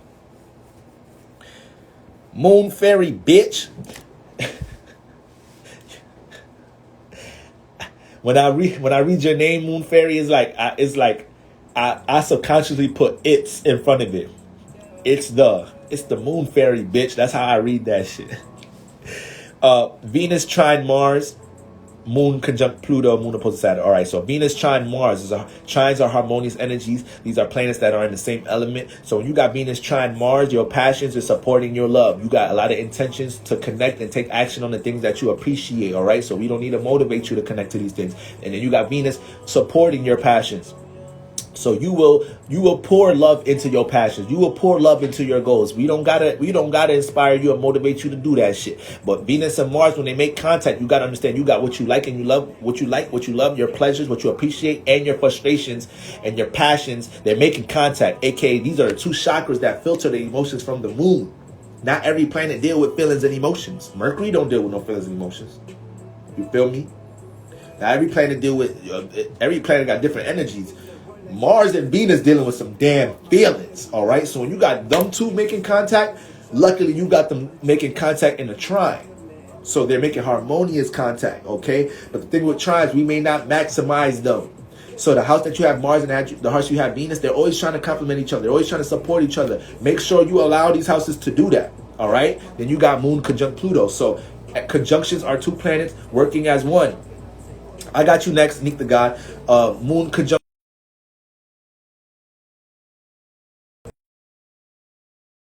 Sometimes in the comments, y'all gotta let me know. Sometimes in the comments, y'all like, damn, bro, I thought you said this a Q&A. Shut the fuck up and answer the question. Sometimes y'all gotta let me know that. Y'all know I'm an air sign, man. Y'all gotta help me. I be leaning on y'all. Y'all just be wanting me to give y'all all the help. When y'all gonna help me? When y'all gonna help me keep me on track? All right, this is supposed to be a give and exchange, y'all. This is supposed to stay balanced. Y'all gotta tell me to shut the fuck up. We spent the whole first hour and a half of the live. I know a lot of y'all was like, this motherfucker, he probably not gonna get to my question tonight. This nigga gonna talk for 2 hours, answer 3 questions, and say good night. I feel it. I already know. The water signs was intuitively picking that up. I already know. Y'all gotta help me, man. All right? Moon conjunct Mars, Pluto. So planets that are conjunct are like these superpowers. These 2 planets working as one big ass planet. You feel me? So when your moon go to the bathroom, Pluto got to go too. When Pluto got to go to the park, moon got to go too. When Pluto got beef, your moon got beef too. You feel me? AKA, anything that's conjunct your moon is attached to how you react to things. So your emotions transform a lot. Possibly deal with some impulsive reactions to things. Now you got a lot of passion and a lot of long-term intention by your emotions, and you also know how to transmute. So you may know how to get over a breakup quicker. You may know how to get over a turbulent moment in your life quicker. You may know how to detach from something quicker. You may know how to look past an experience that was hard on your emotions quicker than others. Because Pluto, like, yo, come on, Moon. We don't got time to be fucking reacting to that same old shit in the past. Like, come on. We got to keep evolving. We got to. Pluto deal with expiration dates. So it start telling the Moon, like, yo, cut that emotion off. Stop reacting to this shit. Let's set some new intentions on what we about to put our emotion in. Okay, so it's like it brings a determined individual within the inside. You feel me? And then you got, but you can be very changeable with your emotions. Though you can be very changeable though. So you want to learn to get a little stable with your emotions. And then you got Moon opposing Saturn. So anything opposing the Moon is something you need to learn to react and respond to. Once again, 180-degree angles, and the Moon deals with attracting, and opposites already attract.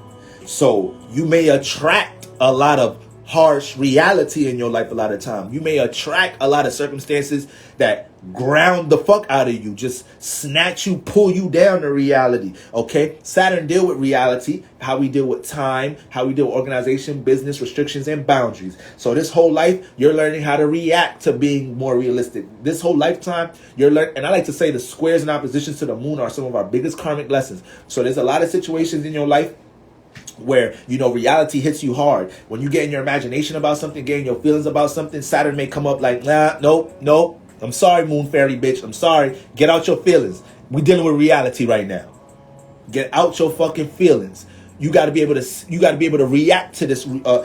I know, Moon, you deal with emotions, but you got to be able to react to the situation more realistically. Okay? So that happens a whole lot. So you could deal with some harsh reality in your life at times.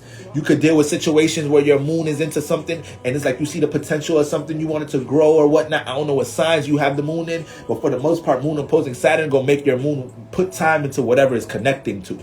All right? So you always want to make sure that you're allowing yourself to move with time with your emotions. Who said they're going to sleep soon? Neek the God. What about Cancer with a Gemini? All right, shit, that one get a little spicy because they the neighbor signs. I'm starting to see the neighbor signs attract each other, and they be falling for each other quick a little bit because they kind of got a side by side understanding. There's certain things you understand about that sign, the rest of the world don't, because you right next door. You get to see shit outside your window. Neighbor signs be having that motherfucking loving basketball relationship. Y'all see how cute motherfucking what's I was about to say Lisa Ray. That ain't no fucking Lisa Ray. What's her name again? I said Lisa Ray. I'm thinking about the Players Club. I don't know how I forget her name. Such a popular actress, you feel me? But you see how she opening up the window at night, Q coming that motherfucker sleep at night, you feel me? He's like, my bad, I'm sorry for waking you up. You know shit be going on in my crib. Sanaa Lathan, thank you. Appreciate that. Sanaa Lathan, you got that type of relationship, Cancer and Gemini. It's like, motherfucker, you could piss me off, you could be annoying, but I understand you. I'm right next door. I know your parents be beefing and shit. So here, come in the crib. You feel me? Y'all just seen Lala and Carmelo. They just got divorced. They Cancer and Gemini, aka they probably had issues for the longest, but they was understanding each other about it. The Cancer, Lala was more understanding that Melo might be somewhat of, he might be too goddamn relatable. It's hard to get his ass stable. And then even though Melo probably was a little bit too unstable, he probably knew how to use his communication to try to get Lala's emotions not so, not to keep it at such a high temperament, to try to get her emotionally stable. So he had to use his Mercury on how to do that shit. He was real detail oriented to Lala's emotions, so he kind of knew what to say to make her feel comfortable, even though she still was having to adjust to some of his bullshit at times. So that's what happened with the Cancer Gemini energy. You're going to be very understanding of each other, but that Gemini, you got to be careful how much they try to lean on how they could charm you with their communication, and how they talk about things, instead of actually being direct about the problem, all right? Instead of actually being direct about the issue at hand. The Cancer got to make sure it don't throw too much, it don't bury the Gemini with emotion. It's one thing. I'm not telling y'all Cancers don't deal with emotion. That's who y'all are. You feel me? Especially when y'all connecting with certain individuals. That's what brings out the most emotion out of us in our relationships. So, but Cancer, y'all gotta understand, you dealing with a Gemini, that makes them run. That makes them escape. That makes them feel like, oh, I can't do this, because they don't like heavy emotion. They want to be able to talk to you about it, bring things to a lighter energy. This is why they dance around problems a lot. Libras, we could do that too. But we're a little bit more compromising than the Gemini. You feel me? Geminis, it's hard to keep them in one place. Libras too, we all air signs, so we all could just, air gonna leak out the tire, air gonna leak out under the motherfucking door and shit. You feel me? The basketball gonna get flat over time if it just sits somewhere for years or something. Air gonna come out that motherfucker. But so Geminis, they could do that a little too much with the Cancer, not understanding the Cancer needs to feel comfortable. Like, stop trying to talk around the issue. Stop trying to just say what you need to say just to make me feel better. Like, can we actually just get to the root of this shit? You feel me? So that's like the main clash there, but they're gonna be very understanding of each other. All right. The Cancer needs to make the Gemini understand that, without throwing too much emotion at the individual. Okay? He gets stressed from me, I just want peace. Right.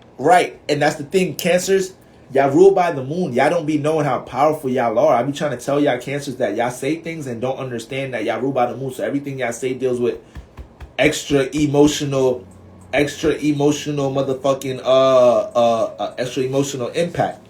You feel me? So it could come out with certain energies where you express something, you just trying to get a little release, you just trying to make sure you get your emotions off, you be understood. But you understand, it's like the Gemini is like, yo, they could have said that without doing all of that, this, that, and the third. They could have said that in a lighter way. Like, holy. What's the strongest water sign in your opinion? Cancers. Cancer's the strongest zodiac sign, period.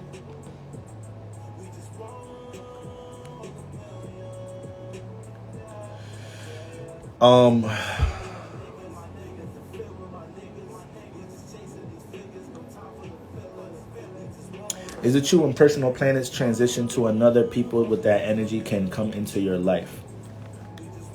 Is it true when personal planets transition to another, people with that energy can come into your life? Rennie, DM me this. Rennie, DM me or something so I could gain more clarity on exactly what you're trying to ask me, or inbox me that on Patreon or something. All right? I don't want to answer it from a misunderstood place. 100 bears. Like money, man. I'm trying to ask questions with people that's still in the chat, because I know I just been fucking chatting. Goes to me. Okay, Chelsea, I've been trying to click on your question mad different times. Now I want to pop up. What about people dating with the same house placement but different signs? So, if you got the same house placements as somebody, this brings a whole lot of understanding. All right? I'm a Capricorn rising. So if I date a Capricorn rising, we both experiencing some of the same shit in the same in the areas of life. We both dealing with a whole bunch of restrictions in our personal life. Then when we get to the home environment, we both dealing with that motherfucking Aries energy in there. You know, motherfuckers that, you know, people that's real individual in the home or whatnot. You feel me? A lot of what we trying to experience there, a lot of our individuality clashes in the home. Then we got Cancer in the 7th house, so we both deal with relationships that pull a lot of emotion out of each other. You feel me? Then we got Libra in the 10th house. We both understanding how to not float in relationships. Float in career, but make sure we connect and network with the right individual so we can relate to each other. So when we start opening up about certain experiences in life, certain traumas, certain things, our past relationships, it's so much understanding. So this is why people that's not into astrology, when they start dating people that's the same, same sun and moon is a different thing. When you're dating somebody with the same rising sign, y'all are experiencing the same shit. You might have different suns and moons, so the way y'all act and react to these situations is gonna be different. But if you got the same rising sign, you experiencing a lot of the same things in these areas. So when y'all start opening up to each other about y'all lives, it's so much understanding. Y'all start feeling each other so much more. Y'all start wanting to connect deeper because you're like, yo, what the fuck? I be going through that shit too. My relationships be like this too. My personal life be like this shit too. God damn. Y'all got some of the same energies in the same houses. Y'all remember, the houses are areas of life. The signs that are in them are what's influencing these areas of life and what can ultimately develop characteristics. It's a good question, Chelsea. You don't got no paper, no pump a pack. You don't got no paper. Be the best. Mercury, Jupiter, Saturn in the 12th. Okay, 12th house stellium. Do you think it's hard to be a Capricorn rising? Hell fucking yeah. Ain't no zodiac sign that don't come with no trials and tribulations. There ain't no rising sign. There ain't no sun sign. There ain't no moon sign. There ain't no natal chart that don't got lessons. All of us got shit to learn with. But you got that Saturn influence in the first house. Saturn is hard, period. It's harsh, period. It's cold, period. So we're going to experience that shit. We got to make sure we don't become so cold and harsh to the world, because that's what we experienced. Strong, wise spirits know how to go through their experience and not let that shit not become their experience. They know how to embrace it and evolve, not become the temperament of their shit. So water signs, y'all need to learn how to go through emotional roller coasters and not sink into your emotions, but gain that experience of how to understand the emotions. Fire signs, y'all gotta make sure that, you know, when it comes to y'all impulse energies, how y'all burn bridges, how y'all transform shit so much in y'all lives because y'all express yourselves and y'all being told that y'all emotional or y'all don't know how to act or y'all unrealistic. Y'all gotta make sure y'all take all that awareness to cultivate your creative endeavors and cultivate your reality based off how you learn to deal with your awareness about yourself. All right? Air signs, y'all gotta make sure all the ups and downs y'all go through, relationships, connecting with others, either attracting motherfuckers that play mind games, or you the one playing too much goddamn mind games, or overthinking about everything in fucking life. You feel me? Having your mind and your thoughts bully you. You gotta learn how to go through them experiences to understand the intellect, to understand the mind, understand how to utilize your mind and your thoughts. Make your thoughts serve you. All right, and then earth signs. Earth signs, y'all go through so much ups and downs when it comes to reality. Earth signs really, when we do talk about who got it easier and shit, there actually is some signs. When we talk about the element signs, actually, the water and fire signs struggle the most in this specific realm. They struggle the most because this realm is dealing with reality. So earth signs get with this realm quicker, because they're already dealing with being stable and grounded and taking their time and doing things with common sense and putting boxes and squares and thinking linear and shit.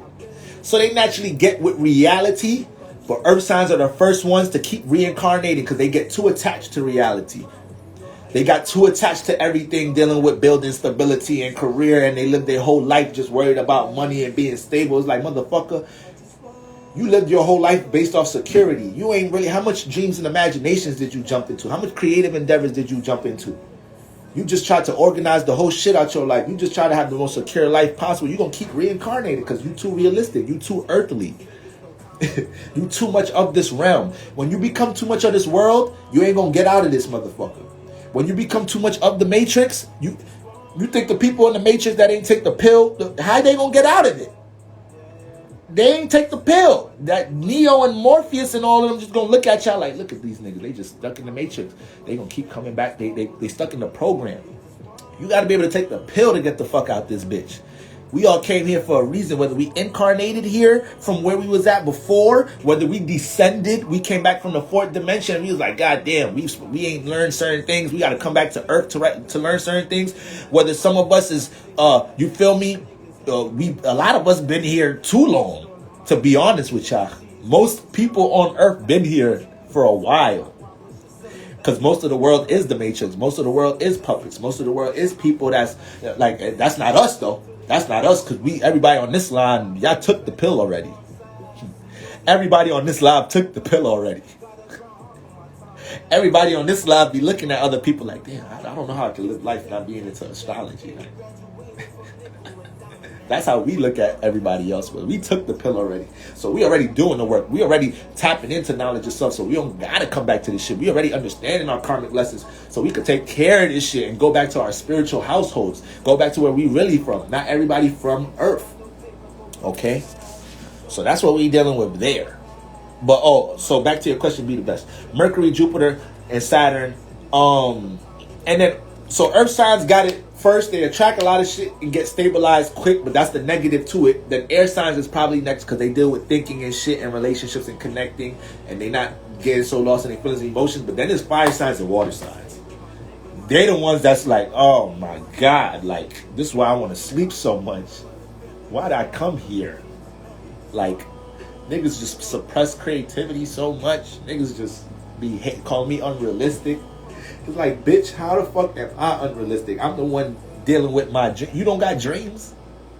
You don't got visions? Damn. How the fuck I'm unrealistic? I hate these bitch ass earthlings. That's how earth water. That's why water signs don't be fucking with people.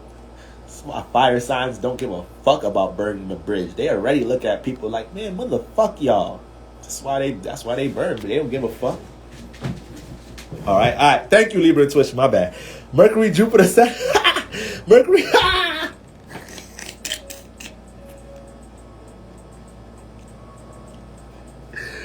Yo, I wish IG Live let you have moderators or some shit, because I need them.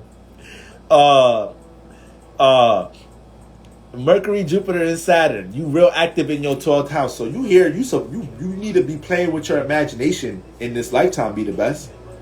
You better not be letting, it don't matter the sign. I don't care if those are all in the air, in the earth sign. You are not here to suppress your imagination. You got Mercury in this house, so your mind is always on your creativity, on your spiritual outlook, on your belief system, on personal evolution, thinking about karma, life after death. Your mind don't be here. Your mind don't be in reality, so you need to learn how to take all that shit your mind be connected to and learn how you gonna work it in reality. Learn how you gonna work your aspirations and your creative ass thoughts and ideas into reality. Then you got Jupiter in there, which loves to be there. It's home. So you develop a lot of emotional intelligence quicker than others, and you could be real empathic with Jupiter in the 12th house. You could feel a little too much for the collective. You could feel a little too much. You watch the news like, oh my God, you see the... Oh my God, they found the cats. They said the cats was lost and they found them. I'm so happy they found it. It's like, damn, relax, Jupiter in the 12th house. You feel for everybody. Cats is good. They said they found the cats. They ain't say the cats is dead. All right? So yeah, Jupiter is gonna be just real open to experiencing, connecting in this realm. And Jupiter is, the 12th house is a spiritually inclined house. So when you got Jupiter here, you're gonna naturally be more philosophical than others, more open-minded than others. You gotta be careful that you're not too open-minded. Jupiter in the 12th house, it might not say no to certain things. It may not say no to certain experiences. It connects to too much blissful situations and blissful relationships in this lifetime. So, Jupiter ultimately is learning how to develop, the proper knowledge and wisdom to support its belief system. Not even to support, to develop the right belief system, all right? And also understanding, how to take its experiences. Because Jupiter is teaching you where it's at. So when it's in the 12th house, your whole life, you're being taught how to deal with your imagination. You're being taught, you're being influenced. This is why Jupiter in the 12th house, you could just zone the fuck out with music. You got Mercury and Jupiter in there. Yeah, you could just be in the house all day, listening to music all day, doing your thing all day. And it's like, damn, she been in her room all day, listening to music. Yeah, she in her own imagination. You can't get lost in your imagination. You here to work that shit into reality. You feel me? And then you got Saturn in the 12th house. So Saturn add reality. Saturn is the house you're supposed to... This house is influencing time. All right? So Saturn in the 12th house, you're going to deal with a lot of situations that restrict your dreams and imaginations. You've been told a lot in your life that your belief system, that the things that you believe in, the things that you have faith in, that they're unrealistic. Motherfuck all the motherfucking individuals that's trying to throw that shit at you, throw insecurities at you with how you're building your dreams and imagination. Saturn in the 12th house is trying to learn how to use its dreams and its creativity and its imagination and some damn emotion to build in reality. It just goes through a lot of situations where people try to restrict your shit. It goes through a lot of situations where your imagination is so damn big, especially with Jupiter in this house. Your imagination is so goddamn big that with Saturn in this house, you start feeling like, damn, can I really work my dreams and imagination into reality? Like, this shit is unrealistic. Like, nah, it ain't unrealistic. The worst thing that's gonna happen is that you gonna work your damn dreams and imaginations into reality, and you ain't gonna do all of it before you transition. And all you gonna do is manifest your next life, picking it right up. AKA, you got all these creative talents. You got all this. You're such an aspiring individual because you was making sure you put Saturn into your shit. You was putting time, you was sacrificing, you was investing, you was working on your dreams and imagination. You was believing in your talents with Mercury and Jupiter in that 12th house. All right. So now, even though you ain't get to do everything, you possibly ain't get to do everything with your imagination, or you did accomplish a lot, that's the energy you naturally jumping into the next lifetime. You got all these goddamn talents. Don't nobody gotta motivate you to deal with your creativity. You know you creative already. All right? Yeah, because I was putting time into my shit my previous lifetime. I was working on that motherfucker.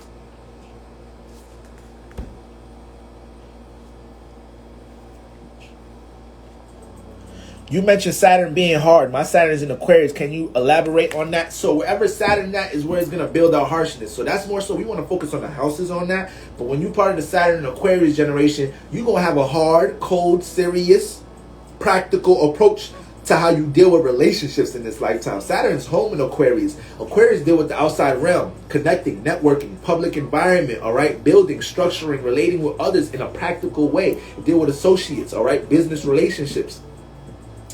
So when you got Saturn, everybody that's a part of the Saturn and Aquarius generation, this is what we're understanding how to do. This is how we're understanding to build our reality in this lifetime. Where a lot of us Saturn and Aquarius generation, we're understanding how to build a brand on using technology, using different forms of communication and social media.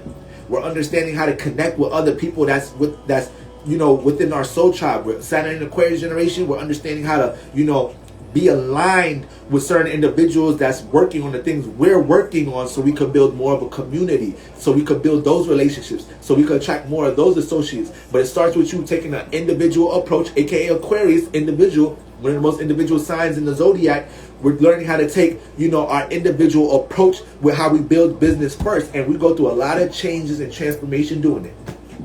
Shout out to all my Saturn and Aquarius generation. We going through our Saturn return right now. So guys, everything that we're dealing with right now, we're learning. Everything that we're dealing with right now, we're seeing. We getting our fruits of our labor right now. We getting our karma right now. So we seeing all the shit we've been working on these first 30 years of our life. Okay, and we're understanding what needs time and work right now. Everything get real when you hit 30, for real. It's like you kind of get spared. You kind of get to. I don't want to say it get real when you hit 30. It's like when you hit your late 20s, when you hit that 27 age. That's when you start feeling like, damn, it ain't playtime no more. I can't, or I don't get spared for the same mistakes anymore. That Saturn return, your first Saturn return is cooking up. That's why. You see in reality. That's why. Numerology. When we look at numerology, 30, you got 3, and then you got O. O is your, it's pretty much like your circumference, all right? It's like a starting point. But when you put that 3 next to it, 3 represents, 3 is the surrounding. You got 1, then you got another party, and by default, when you got the 2 parties, it makes the whole surrounding. It makes the 3. It makes the circle. You feel me? So when you get 3 next to the 0, when you hit 30, this is when you have to make sure you in your own space. You in your own living space, all right? It may be real frustrating not being in the type of, physical space that you want to be in. You start feeling real smothered, okay? All type of energy. You start feeling like you got to mature for real in life when it hit 30. You may not feel that frustrated being 26, 27, 28, or whatnot, living with your parents and shit. It may not feel that fucking frustrated, you feel me? So, even me, like, guys, I live with my mother, guys. You feel me? I moved out my crib like 3 years ago to go be on my own, and I put myself through the fire. I put myself to the fire to build certain things up, just because I felt like the things I'm doing now, it clashed and I couldn't do it here. So I set myself up to try to go build myself up, but coming in contact with certain knowledge when we're talking about the things we're talking about now, the age of your 20s, sometimes, you gotta really you gotta put your ego down. Some people be wanting to be so thirsty to move out when they have support in a certain in their surroundings, when you could really utilize your support to build yourself up, so you don't have to go through so much rigorous shit in your lifetime. Sometimes it be ego. That's why I be telling y'all, motherfuck social media. You feel me? So this is why I don't have no problem saying I live with my mom and all that. I'm the man of my household. My mom knows she could come ask me for however much money she need to ask me for. I pay bills in this motherfucker. You feel me? I can move like a man in this motherfucker. 3 years ago, I couldn't. 3 years ago, I couldn't pop the shit I'm popping right now. You feel me? So I'm moving out on my own time when the fuck I want to move out. When I'm comfortable moving out. Before that 30. Before that 30. I'm actually looking for new places. I'm moving into my own crib next year, though. You feel me? I'm looking at New Jersey, though. You feel me? So I'm kind of already in the motion of doing that. You feel me? So that's what you want to understand when it comes to them late 20 years, though, and them 30s. You know, for everybody in the chat that's already over 30, that already hit that Saturn return, that hit 33. 33 is pretty much the most, we could say 33 is like the most important year of your life. This is like your master builder year.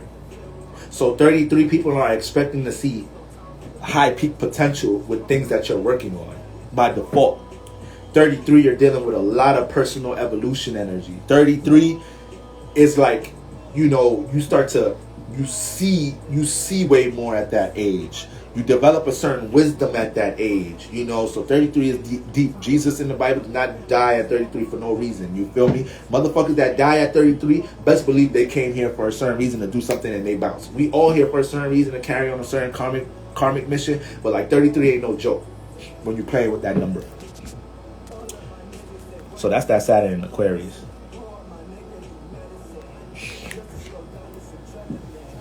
Jupiter and Mercury retrograde in the 7th house. Okay, so overall, when you have Jupiter and Mercury in the 7th house, you know, Jupiter is going to bring experiences, spiritual expansion. So you're going to be dealing with a lot of lessons in this house. Wherever Jupiter's at, a lot of lessons, a lot of things trying to get you to spiritually expand in this area. Then you got Mercury in this house. So you're always thinking about this house. This house is always on your mind. You're always criticizing this house. You're always getting criticized in this house. So Mercury likes to be in air elements. It likes to be in air houses, air signs, because that's what it's doing. It's communicating and seeing the details of things. And then, you know, you just having Jupiter and Mercury here, all right, it plays out a couple of energies here. You're going to be really detail-oriented when it comes to your relationships. You can be overly critical about your relationship life. You got to learn to be in the present, not be so critical about what's going on in your life. If you're single, if you go through all these relationship issues, just detect the problem, take it one day at a time, be in the present. Because the way you think about relationships can start to manifest more issues here. Okay? Then you got Jupiter here. A lot of your relationships can bring a lot of expansion, aka you deal with somebody, you have a relationship that's 2 years. It should feel like 5. It feel like 7. Because you learn so much in your relationship with Jupiter in the 7th house. You're understanding how to connect with others in the external realm with Jupiter in the 7th house. So, and you bring people like being around you with Jupiter in the 7th house, because it brings a lot of, Jupiter is a jovial energy. It's an optimistic energy. So when you jump into your 7th house, aka when you're dating, but when you're connecting with others on a one-on-one level, people pick that up off you. You probably teach people a lot with Jupiter in the 7th house. You know, you naturally a teacher when you jump into your relationships. All your partners could say they learned something from you with Jupiter in the 7th house. They also gonna say that you criticize the hell out their ass too, but it's from a positive nature. You help trying to build your partner up. You can't. Mercury in the 7th house is gonna see things in their relationship. They're gonna see things about their partner. They're gonna be thinking about things to help their partner a whole lot of time. So it ain't your constructive criticism was out of love, and if they couldn't appreciate that, then they couldn't appreciate that shit. Oh fucking well, all right. And it's in Capricorn, so yeah, you could be dry, yeah. It could be a little dry. Could be a little hard the way you constructively criticize the way you constructively criticize them. Could be a little harsh, because Mercury and Capricorn ain't got no time to waste with his thoughts and ideas. When you got Mercury and Capricorn, the way your mind is set up is like everything is Saturn based with your thoughts. So you gonna have creative ass ideas. But if it's something that you feel like this shit don't deserve my time, this idea is cool, but this don't deserve my time, I'd rather put my time into this. That's how you think. Everything, all your thoughts is hella computerized, hella strategized. But you take that into your relationships. So you making hella realistic decisions in your relationships. Like your partners know that you mentally, with the way you think about the relationship, it's like you don't play no games. Like, you know, the way you think about the relationship, you're ready to make a realistic decision at any given moment with Mercury and Capricorn in the 7th house. You feel me? But this is good because this is a house you need to be realistic in. Some of us got some energy. Well, you got Jupiter in there, so you can manifest some situations where you disconnect from reality based off some of your relationships. It's like you be with this motherfucker 3 days in a row. You not responding to texts. We don't know where you at. You're not picking up the phone. Like, anybody seen Leandra? Like, she probably with her boyfriend again. Oh yeah, she's not picking up her phone. Oh, she reading texts again, but she not replying. Yeah, she just with she leaving your DMs on scene. She good. She just with her boyfriend. That's all. So you got to make sure Jupiter in the 7th house don't be disconnecting you from reality so much when it comes to your goddamn relationships. All right, but that's what you got going on there. It's just that you got Capricorn here, so Mercury is gonna be making a lot of serious decisions with how it connect with people in the outside realm. You take your time. You process so many thoughts when it's in the dating phase. When you're connecting with others, you could get overly critical with it. But hey, it's places that is good to overthink. And relationships is one of them. Relationships ain't nothing to just fucking jump into just cause. Like, you better read and scan that shit. Scan the potential of that shit. Oh, and then they retrograde. Sorry, and then they both retrograde. So you stay in revision mode with these energies. You may deal with a lot of replay scenarios in your relationship. When Jupiter retrograde, they both retrograde. God damn. So you probably can't run from replay scenarios in your relationships. It's like every motherfucker you attract in the 7th house, you can't attract somebody that's completely different from your past relationship. It's like, damn, why you gotta, it's always gonna be one thing that this person has. That's fucking, only Mercury. Okay, Jupiter would have made that way more intense. So Mercury retrograde, you just got to make sure the way you think about your relationships, that you actually learn from the lessons and you don't play on the insecurities of your present and future relationships. So Mercury retrograde in the 7th house, it could be a time, because you already got a strategical approach to how you connect with others in your relationship. So you could be in a relationship, you was doing everything to mentally prep it, organize it, and structure it, and then y'all break up.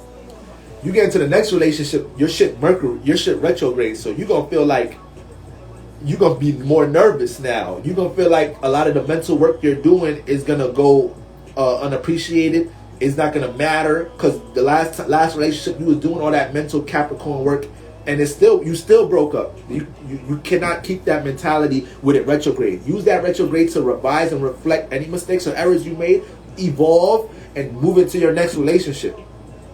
You got to make sure retrograde energy don't keep you in the past, all right?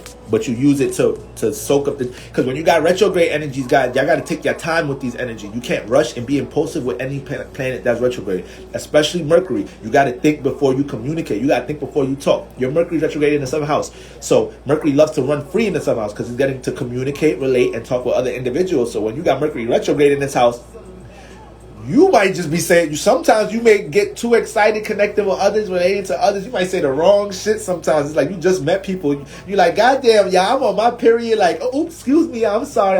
Like, sorry, I didn't mean to say that. It's just that my cramps is killing me. Hold on. It's like, man, you said a little too much. You say a little too much. Think before you talk. All right? You lucky as in Capricorn. Because Capricorn going to have more grounded, stable thoughts. All right?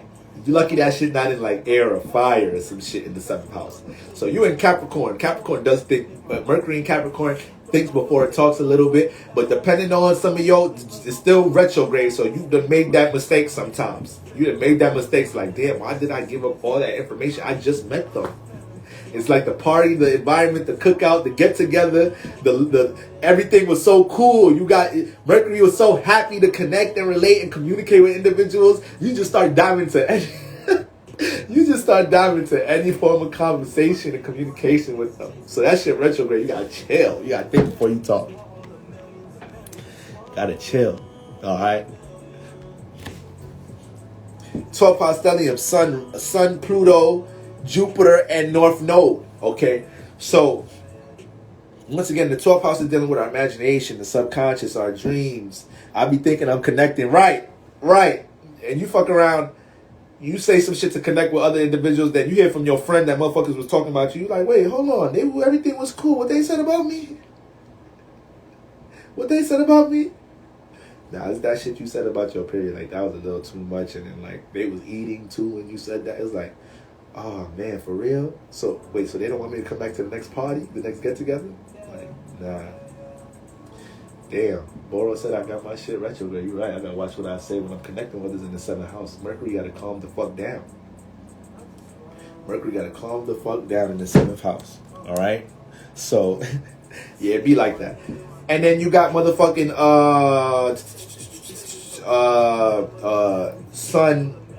So, okay, Sean A., you got Sun, Pluto, and Jupiter in the 12th house. Okay, so another 12th house stellium and the North Node. Okay, so heavy house. Heavy house, a lot going on here. So when you got stellium in the 12th house, once again, you're dealing with a lot of energies that's keeping you active when it comes to your imagination and dreams. Now, for you, let's break it down. You got the Sun here. Sun in the 12th house is going to see their creativity. It's going to see these things. All right? And as a Scorpio, you're going to see what is it that you're creative at. You can't not see this shit with the Sun in the 12th house. You see it so much, you can live the illusion of being that without being it. AKA, you so caught up in the potential of it, you think you're living in reality. It's like you ain't really act that yet. You ain't manifested yet. But the Sun in the 12th house think it's living it. So the Sun gets psyched up here. Okay? Naturally creative, naturally intuitive, naturally empathic, could be sensitive to the emotions of others. All right? Right? You daydream, Sun in the 12th house. You're going to daydream all day. All right? So that's what we got. You got the Sun in 12th house. People already going to naturally see you as creative by default. And then you got the Sun in Scorpio, so you may not show you even when you try to hide things, you can't really hide it. So Sun in Scorpios, even though Scorpio deal with secrets, hiding and shit, you got the Sun there, so there's only so much you can hide at times. Like people gonna see that shit. AKA all that creative, all your creative endeavors, the things that you may feel vulnerable to express and act on, we know you hiding that. We know you could read tarot cards. We know you could sing. So when you gonna pull it out? That's that Sun in the 12th house. You're going to feel like people in your shit. Okay? Then you got Pluto in here. Pluto go through a lot of transformation when it comes into your dreams, imagination, creative endeavors. Sometimes you could be a little unstable with your dreams. You work on this dream real hard for 6 months. Then the next 6 months you work on this dream real hard. Then you just put an expiration on that. You transform it. Then you work on another imagination. Like, yo. We're going to have to pick something out that imagination. We know you got all these talents and you creative as hell with Scorpio in the 12th house, but damn, we're going to have to make sure we get locked in on something within the imagination here. And it goes through a lot of power and control issues in this house based off your dreams and imagination. You may have to fight for your dreams a lot of times. You may have told your parents you want to be this, that, and the third. They're like, you serious? You want to be a professional dancer? You want to be a professional, you want to be a what? You want to be, it's like, what? That's my fucking dream and imagination. You want to be a rapper? You want to be an artist? You what? So Pluto in the 12th house, I be feeling for y'all because y'all got to do so much motherfucker. We all got a Pluto anyways, but Pluto in the 12th house could build insecurities with his imagination because so much people look at you crazy or wild because that's what you're willing to set an intention on, and you have to fight for that shit. Okay. Right, you want to be a chef, they look at you crazy. It's like, oh, look at all that shit you got to fight for when it comes to your imagination and your dreams. So Pluto could end up transforming because of that. You got to make sure you're not transforming because of that. You got to make sure you're transforming based off of your journey to be a chef.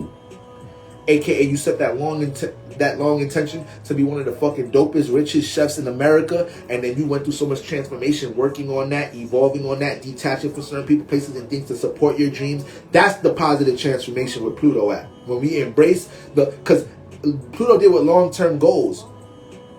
There's no long-term goal that you're going to have that doesn't influence transformation. All right? So the more that you embrace what the transformations to come, the more you tell yourself, like, yeah, all right, this is what I want to be, but let me put my big girl pants on, let me put my hard hat on, and understand I'm in for one. That's when Pluto works for you all day, every day in that 12th house. And then you got Jupiter in there. So you was already here when I was breaking down that Jupiter in the 12th house. Highly fucking intuitive, okay? You know how to develop your own belief system. You don't need to, you know how to look at your own experiences and learn from everybody else. You don't cling on to one religion. You don't cling on to one form of spirituality. You know how to learn from everybody. The 12th house deal with the collective. You know how to pick up everything from every little bit of astrology from me, Cheryl's, this person, everybody. You pick up a little bit of tarot information from here and that's in the third. And then you look at your own personal experiences with tarot. You look at your own personal things you experience and you develop your own belief system with astrology. You're like, I got my own little religion. I got my own fucking belief system, Jupiter in the 12th house. It's just that y'all be really empathic here, real sensitive here. All right, Jupiter in 12th house, you know, I got Neptune and Uranus in my 12th house, so I already know what it is being motherfucking too feely for other individuals. And then you could be, once again, you hella daydreaming. Hella daydreaming. So you want to make sure, and Scorpio stay locked in too. Scorpio's concentrated water. So all of these things we talking about right now is like you're concentrated, fixed on them, and that adds more of an influence of you having to fight for these things because you're so concentrated on them. Because other individuals be trying to throw you off your track, and they get frustrated understanding like you're not finna budge on your belief system. You feel me? You having Scorpio with Pluto in the 12th house. You look at you. Want to be a chef? Want to be a zoologist? Come on, Shawnee. I know we got all type of transformative dreams in that house. Don't worry, we gonna scratch a good amount of that off in the bucket list this lifetime. You shoot for the goddamn stars. All right, you got the sun in the 12th house. You don't see no limits. Sometimes that's a bad thing. Sometimes that's a bad thing. But fuck it. It's good. Those good problems. Those is good issues. All right. Not seeing not seeing no limits with that sun in that 12th house. All right, it's just that you gonna manifest people, places, and things to help bring you down. Sun in the 12th house, sun and moon's in 12th house. Y'all need good best friends. Y'all need some tight best friends. All right, you need that best friend to let you know, girl, you's tripping. All right. Now I know you be watching that Boro nigga on live. He be trying to inspire y'all and shit and tell y'all to believe in yourself. But you just on some whole other, you on some whole other super unrealistic shit. You like, for real, girl, I am? Yeah, look what you just told me. Think about what you just told me. You like, all right, damn, that was a little unrealistic. Yeah, it was. You need those friends. You need friends that gonna tell you about your damn self. I got 3 and they do. All right, you set. Just keep shooting for the, keep shooting for the stars. You good. As long as I be sun and moon in 12th house, y'all be needing that. All right? And then you got North Node in there. So this is why you may hesitate with a lot of these things. This is why you may develop insecurities here a lot of the time when it comes to your dreams and imagination, because the North Node here. So when you start acting on some of these things, aka your sun, when you start acting on your imagination, or you start expressing your Jupiter in this house with your sun and Jupiter, expressing your knowledge and wisdom and shit, it could play out in a lot of ways where it's like, it could play out in a lot of ways that, you know, you start feeling like, damn, I am unrealistic. Like, damn, I do deal with illusions. Like, let me just keep this shit to myself. Hell nah. You got the South Node in Taurus. You was dealing, you mastered the physical realm in the previous lifetime. You brought stability here. If anything, that's why your parents be mad. If anything, your parents be like, you come from a stable home. You got support here. You mean you want to go to school to be a chef? We want you to be a lawyer, a doctor, with a South Node in Taurus. It's because y'all took South Nodes in Taurus in some type of shape or form. Y'all have supportive households, or y'all manifest supportive relationships. Y'all manifest stability. So it's like, nah. We paying for you to go be a chef, man. If you don't get into medical school, if you don't get into, like, it's like, Mom, I know I got the North Node in Scorpio. I need to get deeper with my shit this lifetime. I need to follow my deep, true passions in this lifetime. Y'all trying to force me to deal with reality. I got the South Node in Taurus. I dealt with that. So the moment you get too lost, walking black sheep, the moment South Node in Taurus, the moment you get too lost, being superficial or caring too much about how much money you make, or getting too lost in the physical realm, you manifest transformative moments. Scorpio North Nodes need to learn how to, embrace the root. The Taurus is the tree. You need to learn to embrace everything under that. The root, the subconscious, the transformation, things that's deeper to life. Once you make that goal, what you want to do in the physical realm or whatnot, you got to learn to find a deeper cause or a deeper purpose to how you're using them things. All right. So make sure that goddamn Taurus South Node don't keep you too lost in reality. Don't keep you a little too superficial. Y'all, I know how y'all Taurus South Nodes get. I know how y'all get. You feel me? It could just be worried about the bag. You feel me? Y'all just be like, all right, as long as I got the outfits and the access to the foods I like and my pleasures, I'm all right. Because that's what y'all used to in y'all previous lifetime. That's what y'all already used to. You feel me? So, family, this was a nice build. Once again, I'm always going over time. I go over time in everything I do. When I go live, my readings, I don't even know why I put time limits on my fucking site anymore. Like, them shits, them shits is lies. If that shit's at 45 minutes, we gonna be talking for an hour and a half. That shit say 2 hours, we good for a 2.5 hour reading. I go over time with everything I do. So now y'all see my Saturn issues. Saturn in the first house, I don't see reality realistically. Saturn in the first house is in the Aries house. So the way I deal with my goddamn reality is I'm late everywhere. I don't be that organized when it comes to how I personally express myself. I don't be utilizing all the resources I have personally sometimes. I be too chaotic sometimes with my Saturn. And I'm always taught to get grounded personally. Deal with more time management personally. So, goddamn Saturn, man. You feel me? But I gotta do better. Y'all, because I actually really be feeling bad sometimes because I don't even get to answer a lot of questions in my comments and posts. I don't get to all my DMs all the time. So it's like, you feel me? What's the point of me saying a Q&A on live if I'm gonna be on for 3 hours and still not get to all the questions? So I really apologize for y'all that I didn't get to it. We're gonna jump on live earlier tomorrow, and I think the only day I missed this week going on live was really yesterday. You feel me? So we gonna make sure I'm gonna try to keep these consistent, keep them daily, and all that. So I can continue to connect with y'all, and we can continue to build some spiritual clarity, guys. All right, family. So. Y'all are some real ones. It's 1:30 a.m. Y'all, come on. Y'all ready in y'all Venus day? Y'all ready in y'all Venus day energy? You feel me? Y'all ready going to bed late, overindulging, diving into your pleasure, staying on live? Take y'all ass to sleep. I love y'all. Appreciate y'all. Take y'all. Get some rest. All right. This is the last day of the week. Let's finish strong. I'm gonna see y'all tomorrow. Peace.